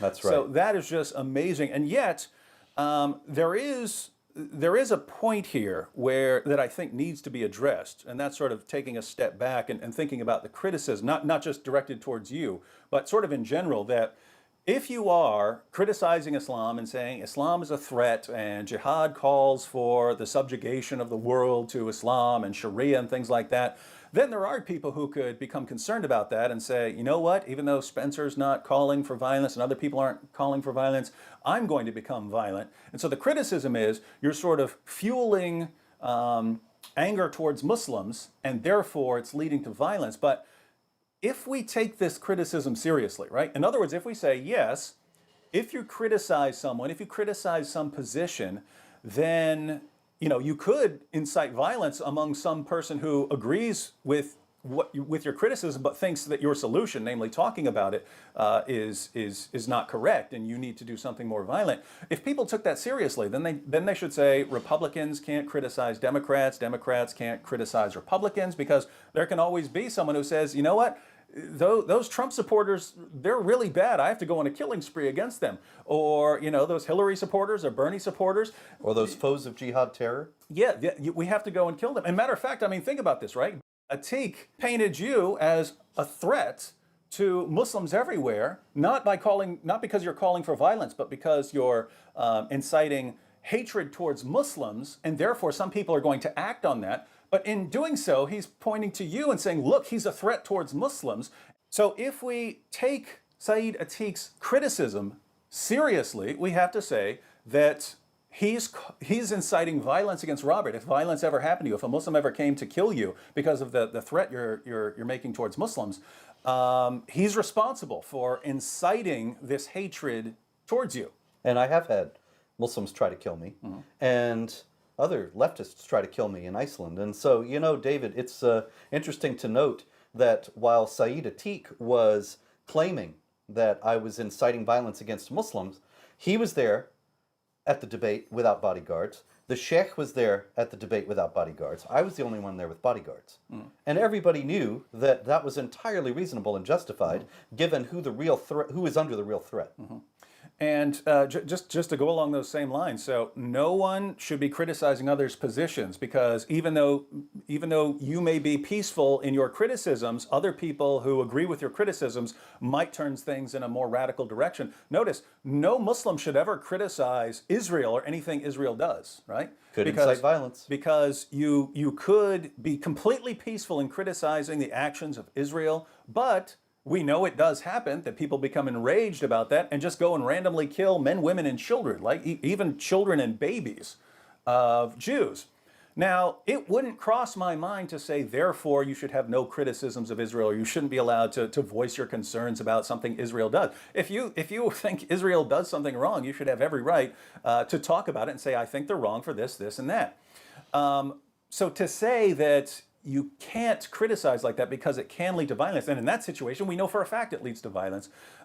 This is very dangerous ground, because you're saying, based on what some fringe radical people might do, we should not have open discussions. And so this is a very scary ground to get on. And notice, by the way, the overarching inconsistency.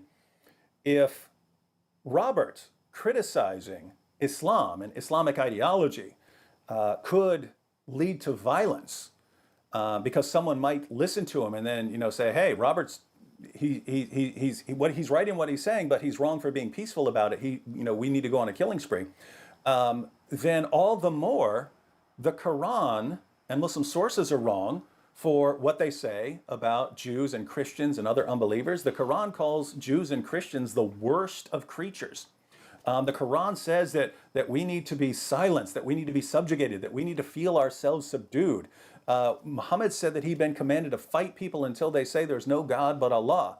And so you look at these sources, and Sayyid's response is, no, you have to understand it, and so on. But even if he's right, and even if he were right, and these sources are actually peaceful and only allow fighting in self-defense, even if you were right about that, following his logic and his reasoning, the Quran is still responsible, because it ultimately incites the jihadis who go and kill. So if we agree with him and we say, Atiq, you're right, it's wrong to say anything that might incite violence, well then, one of the greatest threats in history becomes Islam, because Islam has incited so much violence over the years, but based on what it says about unbelievers, Jews, Christians, polytheists, and so on. And so if we take what Atiq says seriously, we need to come against Islam much harder than we have by confronting it on the ideological level because of the threat it poses. So, Atiq, if I agree with you, keep in mind, I really have to criticize Islam much more than I've been doing in the past, because this is a huge threat that has incited much violence against other people. If Robert has incited violence by a guy planning an attack before he ever heard of Robert Spencer and then going and killing a bunch of people at a youth camp, if Robert's responsible for that, all the more the Quran is responsible for millions of deaths down through the years. And so if we want to point a finger at Robert, we need to point a lot more fingers at your prophet. So by hitting me about Breivik, Sayyid Atiq proved our point in the debate. Thank you, Sayyid. And I guess we win.